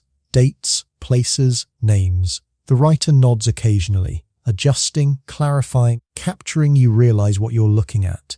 News not printed yet, not formalized, but being assembled. Right here in real time, you glance around. Other tables show similar scenes, not identical but related. At one, a man reads aloud from a handwritten sheet, his listeners leaning in, occasionally interrupting with questions or corrections. At another, two men compare notes, literally placing their pages side by side, pointing, debating which version is more accurate. This is where information gathers. Before it spreads, historians often point to London coffeehouses as early centres of news exchange, where the first modern newspapers began to take shape. Not always in printing presses at first, but in conversations, in handwritten reports, in shared accounts of events. And standing here, you can see it happening. The moment before publication, the raw form of information. You lean slightly closer to the man with the quill. His page is nearly full now, lines packed tightly but still legible. He pauses, lifts the quill, shakes it gently, then dips it into a small inkwell beside him. Tap, a tiny drop falls back into the container. He resumes, scratch. You notice how the coffee sits just to his right, close enough to reach without looking, far enough to avoid spilling onto the page. He lifts it occasionally, takes a quick sip, sets it down and continues writing without breaking rhythm. Fuel, not ceremony. You smile faintly, because this is a different kind of ritual, less about the drink itself, more about what it enables. You shift your attention to another table. This one feels different, less about words, more about numbers. Sheets of parchment covered in figures. Columns, calculations, symbols that repeat with slight variations. A group of men sits around them, their expressions focused, their conversation quieter but no less intense. If the cargo is lost, one says, tapping a figure, the loss must be covered. By whom? Another responds. The investors. And if they refuse, they won't. A pause, then a third voice. They might. You raise an eyebrow slightly. Now we're getting into it, because this isn't just conversation, this is risk. You glance at the papers again, ships, cargo, loss, compensation. The pieces begin to align. This is more than trade. This is the beginning of something structured, organized. You hear a name mentioned softly, almost casually. Lloyd's of London, not as a formal institution yet, not in the way it will later be known, but as a gathering point. A place where merchants, ship owners and investors meet to discuss ventures, assess risks, and eventually insure them. Over coffee, of course. Because where else would this happen? You watch as one man draws a line across a page, dividing figures, recalculating. Another leans in, adjusting a number, suggesting a different approach. They're building something, not physically, but conceptually a system. You feel a small shift of amusement. Imagine explaining to someone in the Ethiopian Highlands that their wild berries would eventually lead to insurance markets. They'd probably just go back to watching their goats. Fair enough. But here you are, watching it unfold. You step back slightly, taking in the broader scene again. Quills scratching, voices exchanging information, numbers being calculated, and coffee, always there. You catch another fragment of conversation nearby. The pamphlet will be ready by morning. Only if he finishes writing he will. How do you know? He's had 3 cups already. You suppress a small smile. Ah yes, the original productivity hack, forget motivational quotes. Just give the man more coffee. You glance back at the writer. He's still going, still focused, still moving forward line by line. You notice something else now. The way people move between tables, not randomly, purposefully. A man finishes a conversation, then stands, carrying his notes to another group, sharing what he's gathered. Information flows, not in straight lines, but in networks, spreading, connecting, refining. This is more than a room, it's a system, a living, breathing exchange of ideas, data, speculation and knowledge. And coffee keeps it running. Historians still argue about how much of this development can be directly attributed to coffee houses themselves versus broader social and economic changes happening at the time. But standing here, it's hard to separate them, because the environment matters, the accessibility, the shared space, the ability for different kinds of people, writers, merchants, thinkers, to gather and interact. You glance at your surroundings once more. The rain continues outside, steady and unchanging. Inside, everything moves, scratch, sip, speak, calculate. You take a slow breath. The scent of coffee, ink and damp vetiver fills your senses. It's not romantic, not in the candlelit chandelier sense of Venice, but it's alive, defunctional, purposeful. You look at the man with the quill one last time as he finishes his page, blowing lightly across the ink to dry it. He sets the quill down, lifts his cup, takes a sip, and immediately reaches for another sheet. No pause, no ceremony, just continuation. You nod slightly, because that's what this place is about. Not reflection, not stillness, but motion. Forward, always forward. You don't notice the smell at first, not because it isn't there, but because something else has taken its place. Coffee everywhere. It fills the room, sits in the air, clings to clothing, to breath, to the very rhythm of movement around you. It's sharp, steady, unmistakable.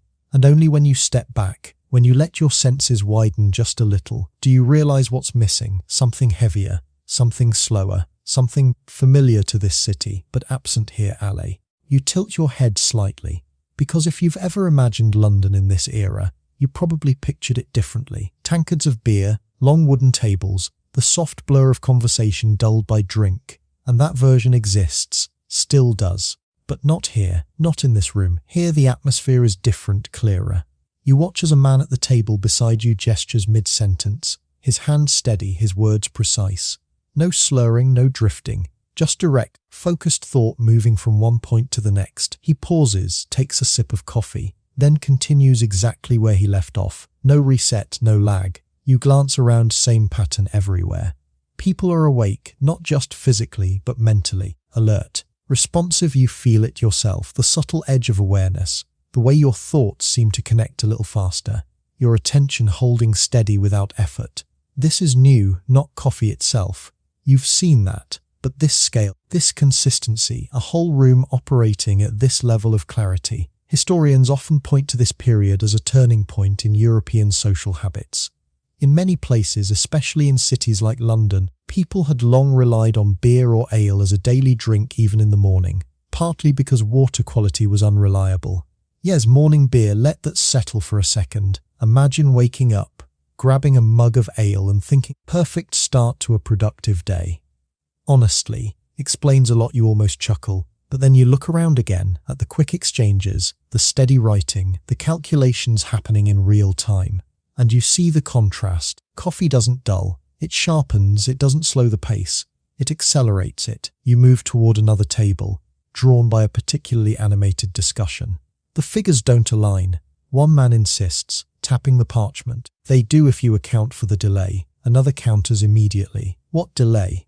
The one you're ignoring. I'm not ignoring it. I'm questioning it. Then question it faster. You blink. Okay, that one had a little bite. But still, no anger, no escalation, just speed. Thought meeting thought, adjusting, refining. You notice how quickly they pivot. One idea challenged, another offered, a third introduced. All within seconds, no long pauses, no drifting off topic, just movement. You take a slow breath, because this isn't just about replacing one drink with another. It's about replacing a rhythm. Ale slows, it softens edges, blurs focus, encourages relaxation. Coffee does the opposite. It tightens, clarifies, keeps you right at the edge of engagement. You glance toward a corner where a small group sits slightly apart from the rest. Their conversation is quieter, more measured, but still alert. One of them lifts his cup, pauses mid-sip as if considering something, then sets it down and speaks with renewed precision. No haze, no delay. You feel a small shift of amusement again, because somewhere, someone probably made the switch from ale to coffee and thought, wait, I can actually finish a sentence now. Revolutionary truly, but beyond the humour, there's something deeper here, a societal shift from a slower, more relaxed pace of daily life to something more structured, more driven. You notice how time feels different in this room. Not stretched, not drifting, but segmented moments used, minutes filled, conversations moving with purpose. You glance at a nearby clock, simple, functional, marking time without ceremony. People check it briefly, then return to what they're doing. Awareness of time, that's new too, or at least newly important. Historians still argue about how directly coffee influenced this shift toward increased productivity and structured work habits, versus other factors like economic growth, urbanization, and technological change. But again, standing here, it's hard to separate them because the environment supports the behavior, and the behavior reinforces the environment. You move slightly toward the window. Outside, the rain continues, steady and unchanging. A few figures pass by, their pace slower than those inside, their movements less urgent. You watch one man pause under an awning, adjusting his coat, then continue on his way, different rhythm. Outside, the old pace lingers. Inside, something new is forming. You turn back. A man at a nearby table yawns briefly, not from boredom, but from the natural rhythm of the body. He immediately reaches for his cup, takes a sip, and within moments he's back faced, present. You raise an eyebrow slightly. Ah yes, the original just one more cup moment. We've all been there. You resist the urge to say it out loud, probably for the best. You step back, letting the full scene come into view again. Talks filled with engaged individuals, papers covered in ink, voices moving quickly, efficiently, and coffee, always within reach. You realize something. This isn't just a place where ideas are shared. It's a place where they're accelerated, where the natural pace of thought is nudged just enough to become something more. Not chaotic, not overwhelming, but sharper. You take a slow breath. The scent of coffee fills your lungs again, steady and grounding. And for a moment, you imagine the alternative, this same room, same conversations, but with ale instead, slower responses, longer pauses, ideas that drift rather than connect. It's not worse, just different, but this feels like momentum. You glance around once more at the quick exchanges, at the focused faces, at the way every sip seems to feed directly into thought. And you understand, this is more than a change in drink. It's a change in mindset, from relaxed to alert, from drifting to directed, from ale to awake. At first, it's almost lost beneath everything else. The voices, the scratching quills, the shuffle of papers, the occasional creak of wood beneath shifting weight. All of it layers together into that familiar London rhythm you've settled into. But then, clink, a small sound, light, precise. You turn your head slightly. There it is again. Clink, clink. Not metal on metal, metal on porcelain, a spoon moving in slow, deliberate tussles. At a nearby table, a man sits with a cup placed neatly before him, a small dish of pale crystals resting beside it. He dips the spoon, gathers a portion, and lets it fall into the dark liquid. A contrast so simple, so striking, it almost feels symbolic. He begins to stir. Clink, clink, clink. The motion is steady, unhurried, almost meditative. The spoon traces the same path again and again, the sound repeating with quiet consistency. You lean in slightly, bilico. This is new, not the coffee, not the cup, but what's being added to it. Sugar important, valuable, still carrying the weight of distance and trade, much like coffee did not long ago. You watch as the crystals dissolve, disappearing into the liquid, altering it without leaving visible trace. Transformation, subtle, but complete. The man lifts the cup, takes a sip, and his expression softens just a fraction. The bitterness that once defined the drink is now balanced, not gone, but shaped. You glance around. More of the same. At nearly every table, small dishes of sugar sit beside cups, spoons moving in gentle circles, creating that soft, repetitive soundtrack beneath the large hum of the room. Stir, sip, clink, stir, sip. It's almost musical. A background rhythm that complements everything else. You can't help but smile, because of course humans would do this. Take something bold, something intense, and soften it just a little. You move to another table, watching as a woman, rare in this space, but not entirely out of place, adds a measured amount of sugar to her cup, then pauses before stirring as if considering the exact balance when she wants Parisian, even here. She stirs, clink, clink. You notice how the sound varies slightly from cup to cup, different spoons, different pressure, different rhythm. Each one a small variation on the same theme. You realize something. This isn't just about taste. It's about control, the ability to adjust the experience, to take something standardized, coffee, and make it personal, sweeter, milder, more to one's preference. Historians often connect the rise of sugar in European coffee culture to global trade networks, particularly those tied to colonial expansion. Sugar, once a rare luxury, became more accessible over time, and its pairing with coffee created a combination that would define consumption patterns for centuries. But, as always, historians still argue about how quickly sugar became widespread in coffee houses and how it was perceived, whether as a luxury indulgence or a practical addition to balance the drink's bitterness. Standing here, it feels like both. You glance at a nearby table where two men debate something quietly. One takes a sip of his coffee, unsweetened, you suspect, based on the slight tightening of his expression, while the other stirs his cup more thoroughly, clearly preferring a softer edge.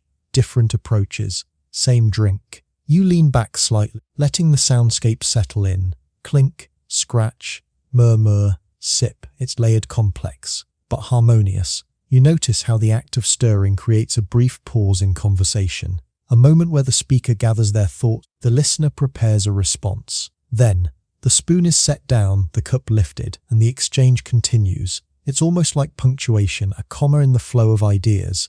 You catch a fragment of conversation nearby. Too bitter on its own, one voice says. It sharpens the mind, another replies. It sharpens the tongue, more like. A brief laugh. And the sugar softens both. You suppress a small grin, fair point. You glance again at the small dish of sugar.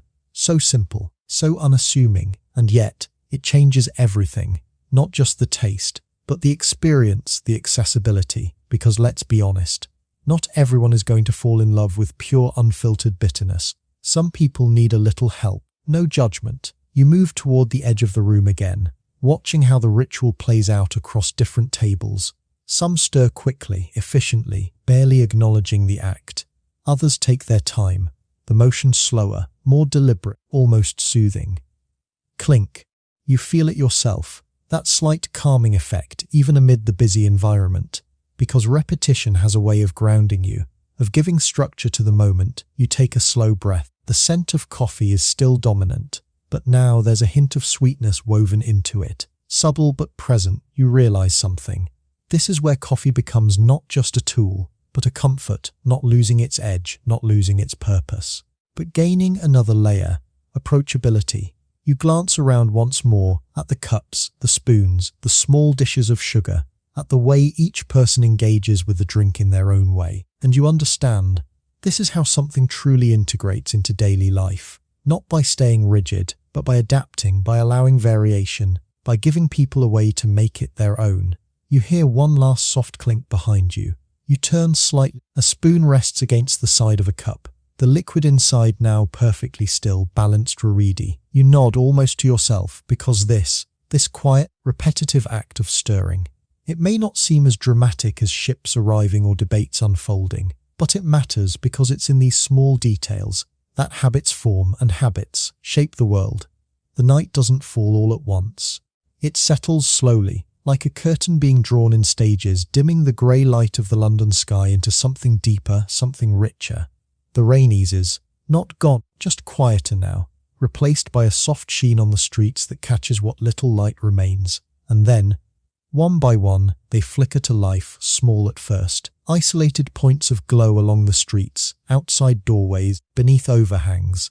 But as more are lit, They begin to connect, forming a loose constellation across the city. You step outside the coffee house. The door closes behind you with a soft, final sound, and the energy of the room fades just enough to let the wider city breathe around you. It's still alive, just different. The pace hasn't slowed. Not entirely, but it has shifted, more deliberate, more sustained. You walk along the street, your footsteps echoing lightly against the damp stone. The air is cooler now, carrying the scent of rain, smoke, and faint traces of coffee that seem to follow you even outside. You glance back once. The coffee house windows glow warmly, silhouettes moving inside. Still talking, still writing, still thinking, still going. You turn forward again, because what's happening in that room isn't staying in that room. You pass another building, its windows lit, figures visible inside. Not a coffee house, not exactly, but the same kind of activity. Papers spread out, people gathered, work continuing. You notice it now, this isn't isolated. It's spreading. The rhythm you felt inside is beginning to echo throughout the city. You hear it in the footsteps, quicker, more purposeful. You see it in the posture of those passing by, heads up, eyes focused, movements intentional. Even at this hour, especially at this hour, because the day doesn't end the way it used to. Not cleanly, not with a slow fade into rest, instead it stretches, extends. You pass a narrow alley where a small group stands beneath a lantern, speaking in low but engaged tones. One holds a cup, coffee unmistakably even here, outside the formal setting of a cafe. Portable now, integrated. You continue on, your awareness widening. More lights, more movement, more signs of activity continuing past what might once have been considered the natural stopping point. Historians often link this period to the early stages of the Industrial Revolution, when cities like London began to shift toward more structured work patterns, longer hours, and increased productivity. But standing here, it doesn't feel like a sudden shift. It feels like a gradual build, a momentum that has been gathering, now reaching a point where it can't quite be contained within the old rhythms. And coffee, it fits perfectly into that. You pause at a corner, watching as a carriage rolls past, its wheels cutting through shallow water with a soft, steady sound. Inside, a figure leans over something, papers perhaps, still working, even in transit. You shake your head slightly. No email, no notifications, and somehow still working after hours. Impressive. Or concerning, maybe both. You step forward again, because the city is calling your attention outward. You pass a larger building now, its windows bright, more structured than the others. Inside, rows of desks, figures seated, writing, calculating, systematic. This is new, or at least newly prominent, the idea of work as something continuous, structured, measured. You notice how time is marked more clearly now, not just by the sun or the church bells, but by expectation, deadlines, schedules. You glance up at a nearby clock. It ticks steadily, unbothered by the hour. And the people around you, they match it, tick for tick, step for step. You feel it again, that subtle shift in your own awareness, the way your mind remains alert despite the growing darkness, the way your thoughts hold steady rather than drifting. Coffee, still working. You exhale slowly, because this is where it all connects. The Ethiopian forests, the Sufi nights, the Ottoman coffee houses, the Venetian cafes. And now, this, a city that doesn't sleep quite the same way anymore. A city that runs on something new, not just energy but sustained energy. Directed, focused. You walk along the edge of a bridge, pausing briefly to look out over the water. The reflections of the lamps shimmer across the surface, broken occasionally by movement, a ripple, a passing boat, a shift in the current. It's beautiful, but also active. Even the water seems to carry the motion of the city. You lean slightly against the stone, letting the scene settle. Because this is the heartbeat now, not slow, not relaxed, but steady, consistent, driven. You hear footsteps behind you. You turn slightly. A man passes, cup in hand, steam rising faintly into the cool night air. He takes a sip as he walks, barely breaking stride. No pause, no ritual, just continuing go. And you realize coffee has moved beyond the cafe, beyond the ritual, into the rhythm of life itself. You straighten, stepping away from the bridge, because the city isn't done, not yet, and neither are you. You walk forward, into the glow of the lamps, into the steady hum of activity that refuses to fade. And as you do, you feel it, that quiet, persistent energy, not overwhelming, not frantic, but present, guiding, fueling. a small dark drink, now pulsing through an entire city, keeping it awake, keeping it moving, keeping it alive. Midnight doesn't feel quiet anymore, not the way it did in the forests of Ethiopia, where the air breathed slowly and the world seemed to exhale between each moment. Not even like London, where the night stretched but still carried the echo of rain and distance. Here midnight hums. You step forward into it, and the first thing you notice is the light, bright, not soft, not flickering, not candle warm or lantern mute, but electric, clean, precise. It reflects off surfaces in sharp lines, catching edges, defining space with a clarity that feels almost modern. You're in Milan, early 20th century, and the world has changed again. The street outside is quieter than London's restless energy, but not still. A few figures pass, their footsteps crisp against the pavement. The air is cooler, carrying a faint metallic edge, like the scent of rain meeting machinery. And then, you hear it. A sound unlike anything you've encountered before on this journey. Not the clink of spoons, not the scratch of quills, not even the murmur of conversation. This is sharp, tighter. A sudden hiss, you pause. There it is again. Hiss. Short, pressurized. Alive, you turn toward the source, a cafe. You step inside, and immediately, everything changes. The space is sleek. That's the only word for it. Wood is still here. Yes, polished, warm in tone. But it's paired with something new, something reflective, metal scrombum. It gleams under the electric lights, smooth and precise, forming the body of a machine that sits at the center of the room like a quiet, humming presence.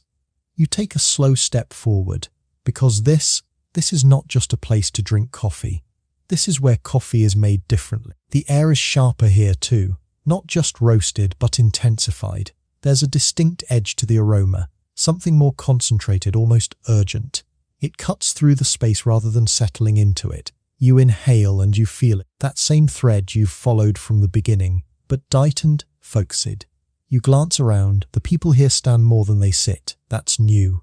There are small counters, narrow surfaces where cups are placed, lifted, finished quickly. Conversations still happen, but they're shorter, more efficient, less lingering, more passing through.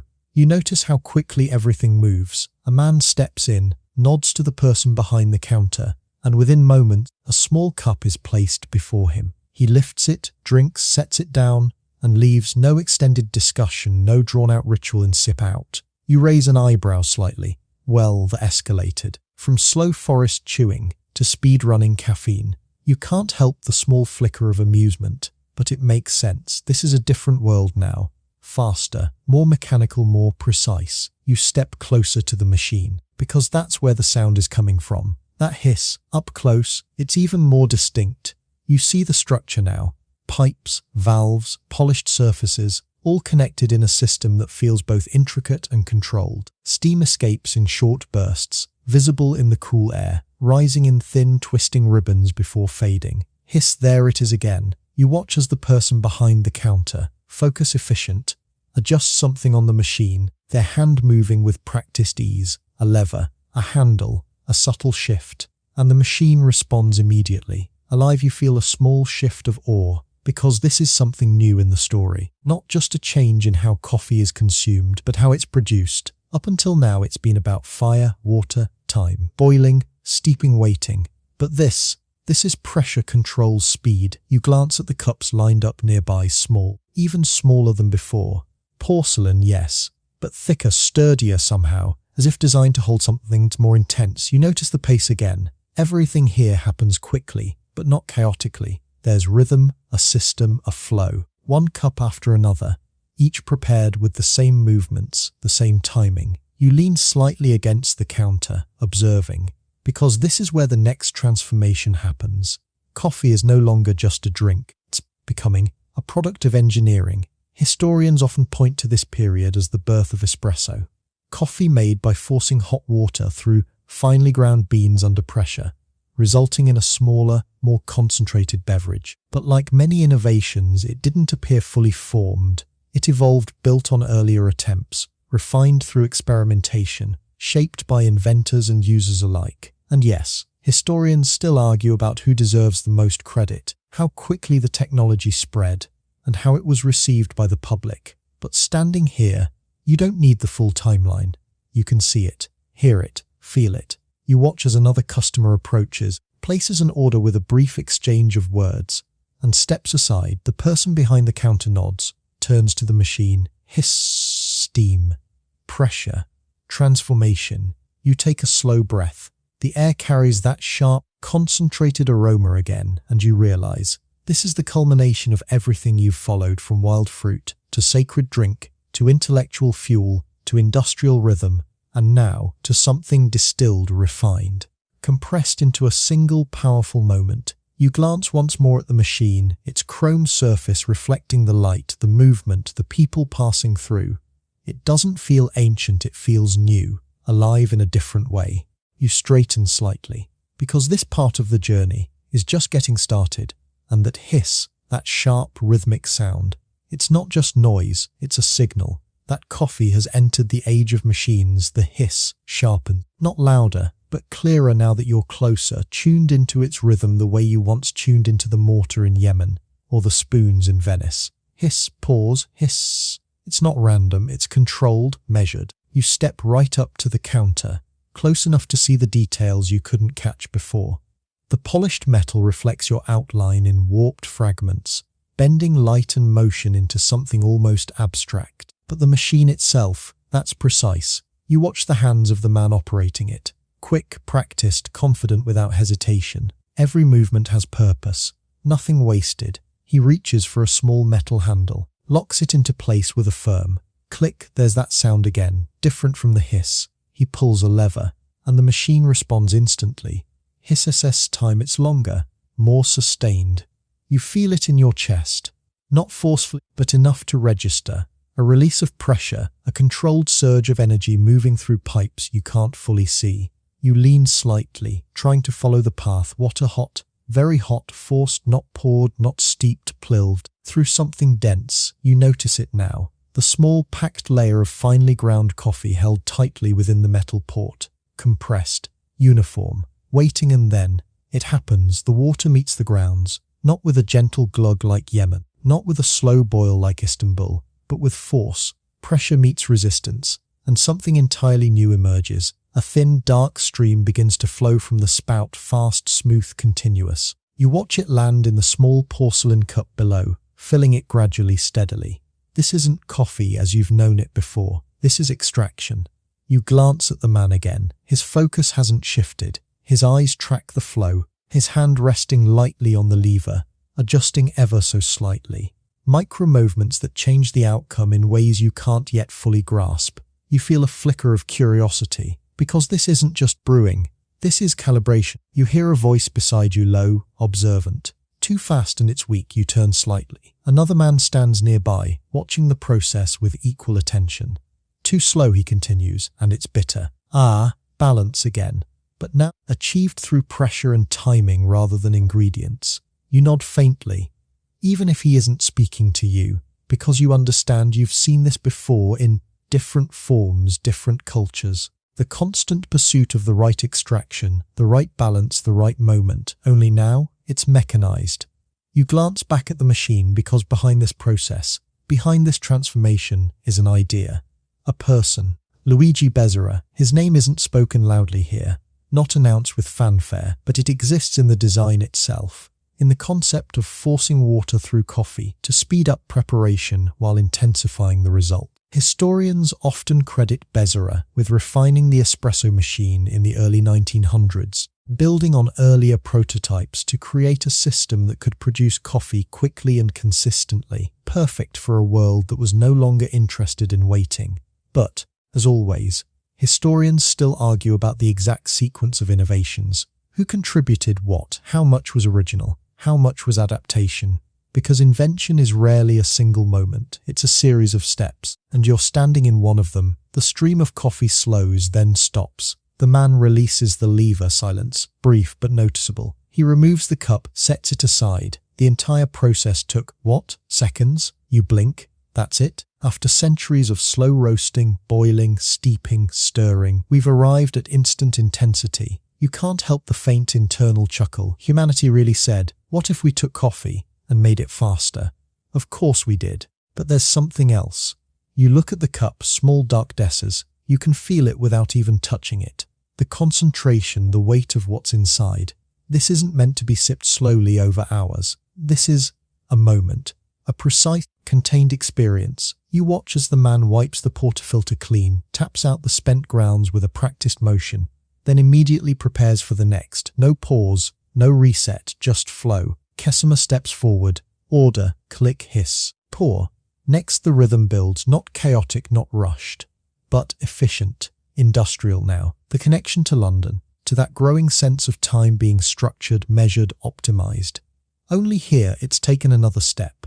Not just productivity of thought, but productivity of process. Coffee is something that can be delivered quickly, reliably, repeatedly. You glance around. People aren't settling in for long conversations. They're stopping, engaging briefly, then moving on. Coffee has adapted again, from long nights of discussion to quick bursts of energy. You notice the subtle shift in posture. People stand taller here, more alert, ready to leave as soon as the cup is finished. It's almost like the drink itself has shaped the behavior, or maybe the behavior shaped the drink. Either way, they match. You lean back slightly, letting the sound of the machine settle into your awareness again.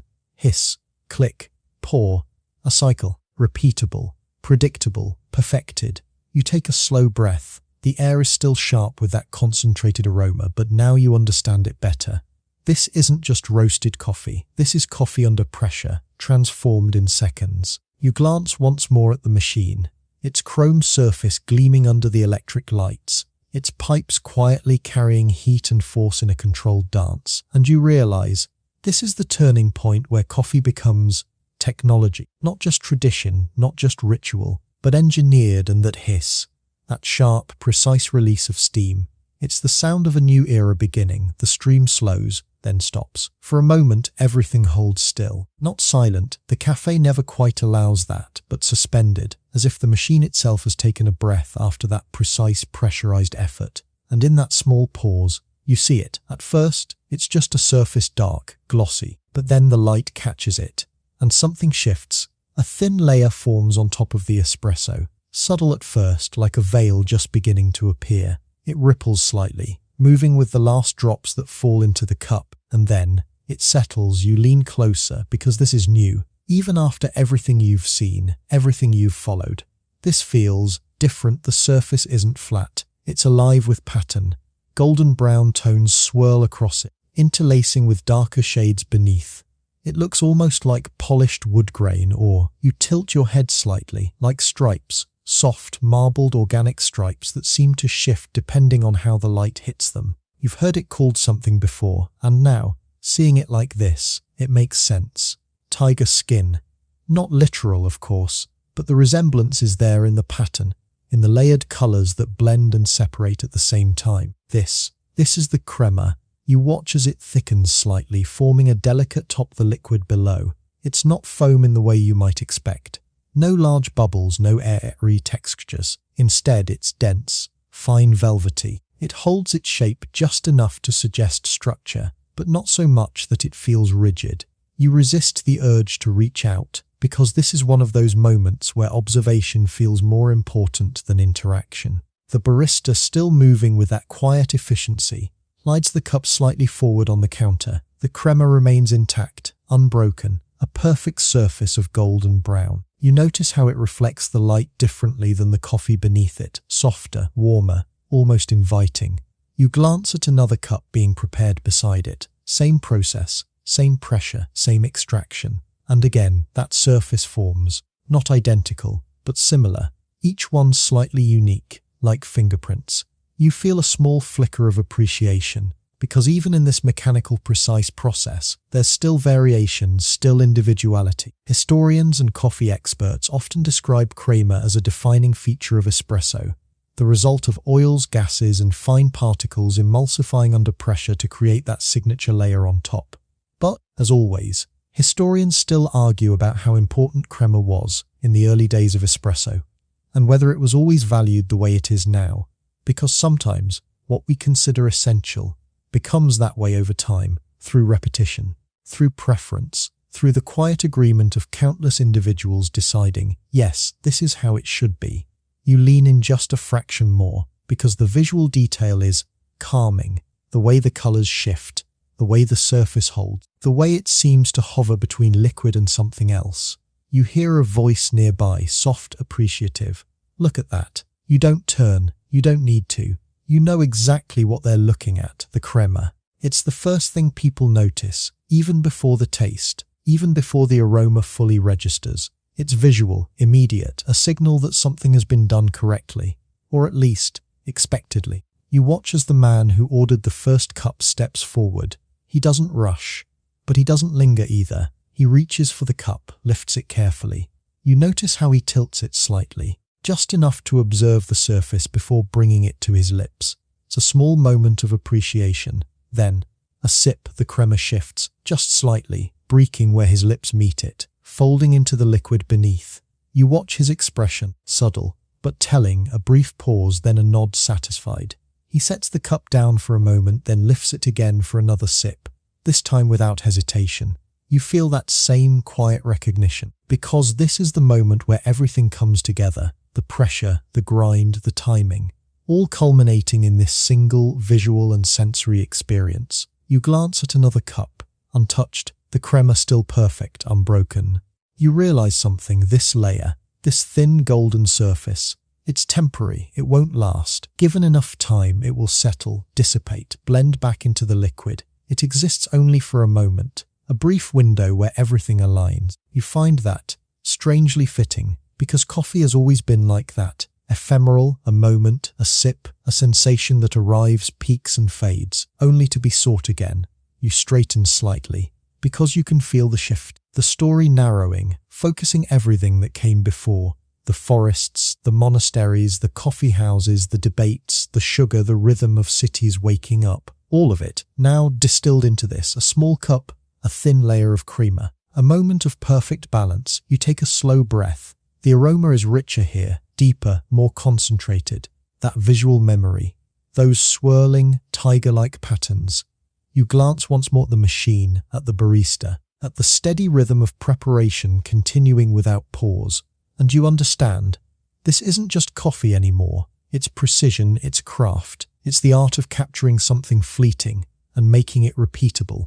You let your gaze rest on one final cup, the crema still intact, still glowing softly under the light, still waiting. And you think, for something so small, it carries an entire history on its surface. The rhythm isn't in the machine alone. You thought it was at first. The hiss, the click, the controlled surge of steam. But the longer you stand here, the more you realize the machine is only half the dance, the other half is human. You shift your attention from the gleaming chrome to the person behind it, the barista. They don't announce themselves. No grand gestures, no dramatic flair, but their presence shapes everything happening at the counter. You watch closely, because now the movements stand out clear.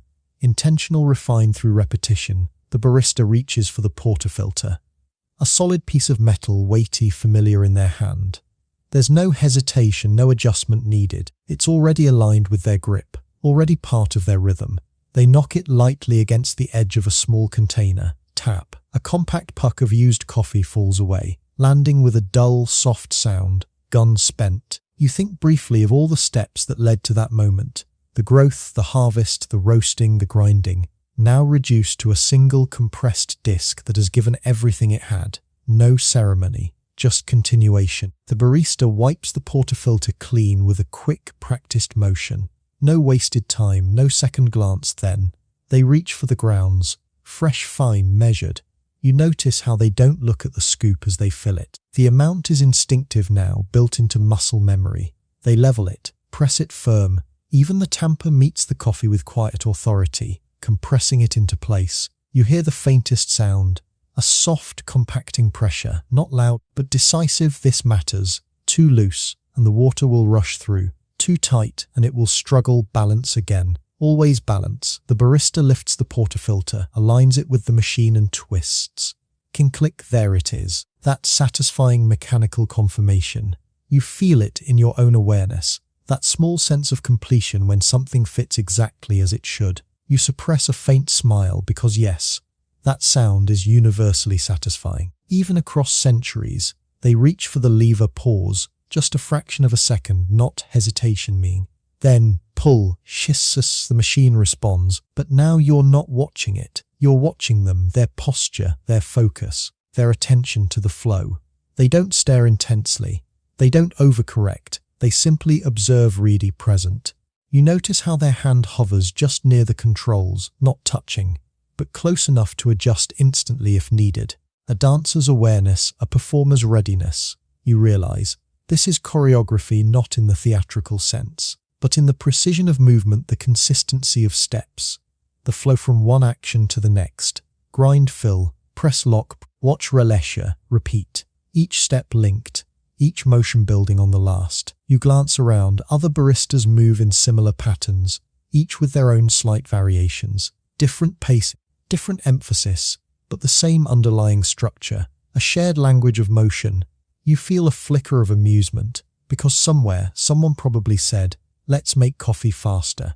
And someone else replied, "Sure, but let's also make it look effortless." Mission accomplished. You watch as the stream finishes. The barista releases the lever, removes the cup, slides it forward. All in one smooth sequence, no pause, no break. The next order is already forming. A customer steps forward, a brief exchange, a nod, and the dance begins again. You notice something else now. The interaction between barista and customer, it's quick, but not cold. There's a recognition, a shared understanding of the process, the expectation, the outcome.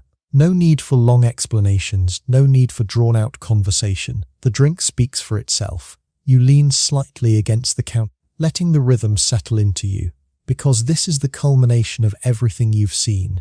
Not just the drink, not just the machine, but the human element that ties it all together. Historians often note that the rise of espresso culture in Italy brought with it the emergence of the professional barista, someone trained not just to make coffee, but to make it well, consistently, efficiently. But as always, historians still argue about how quickly this role became formalized, how much skill was required in the early days versus later refinements, and how the perception of the barista evolved over time. Standing here, it's clear. This isn't accidental. This is practiced, refined, repeated until it becomes second nature. You watch one more cycle. The barista moves through the steps again, each motion flowing into the next without interruption. There's no wasted energy, no unnecessary movement, just efficiency wrapped in precision. You take a slow breath. The air still carries that sharp, concentrated aroma, but now it's layered with something else. A sense of rhythm, of structure, of something perfected through repetition. You glance at the cup placed before a waiting customer. Small, dark, topped with that golden crema, the final product of this entire dance. You realize, for the customer, it's just a moment, a sip, a pause in their day, but behind it, all of this, the machine, the pressure, the precision, the movement, the skill. You straighten slightly because the story is narrowing again, toward its final point. And here, in this sleek, humming cafe, you've seen the transformation of coffee not just into a drink, but into a craft, a performance, a quiet mechanical dance between human and machine.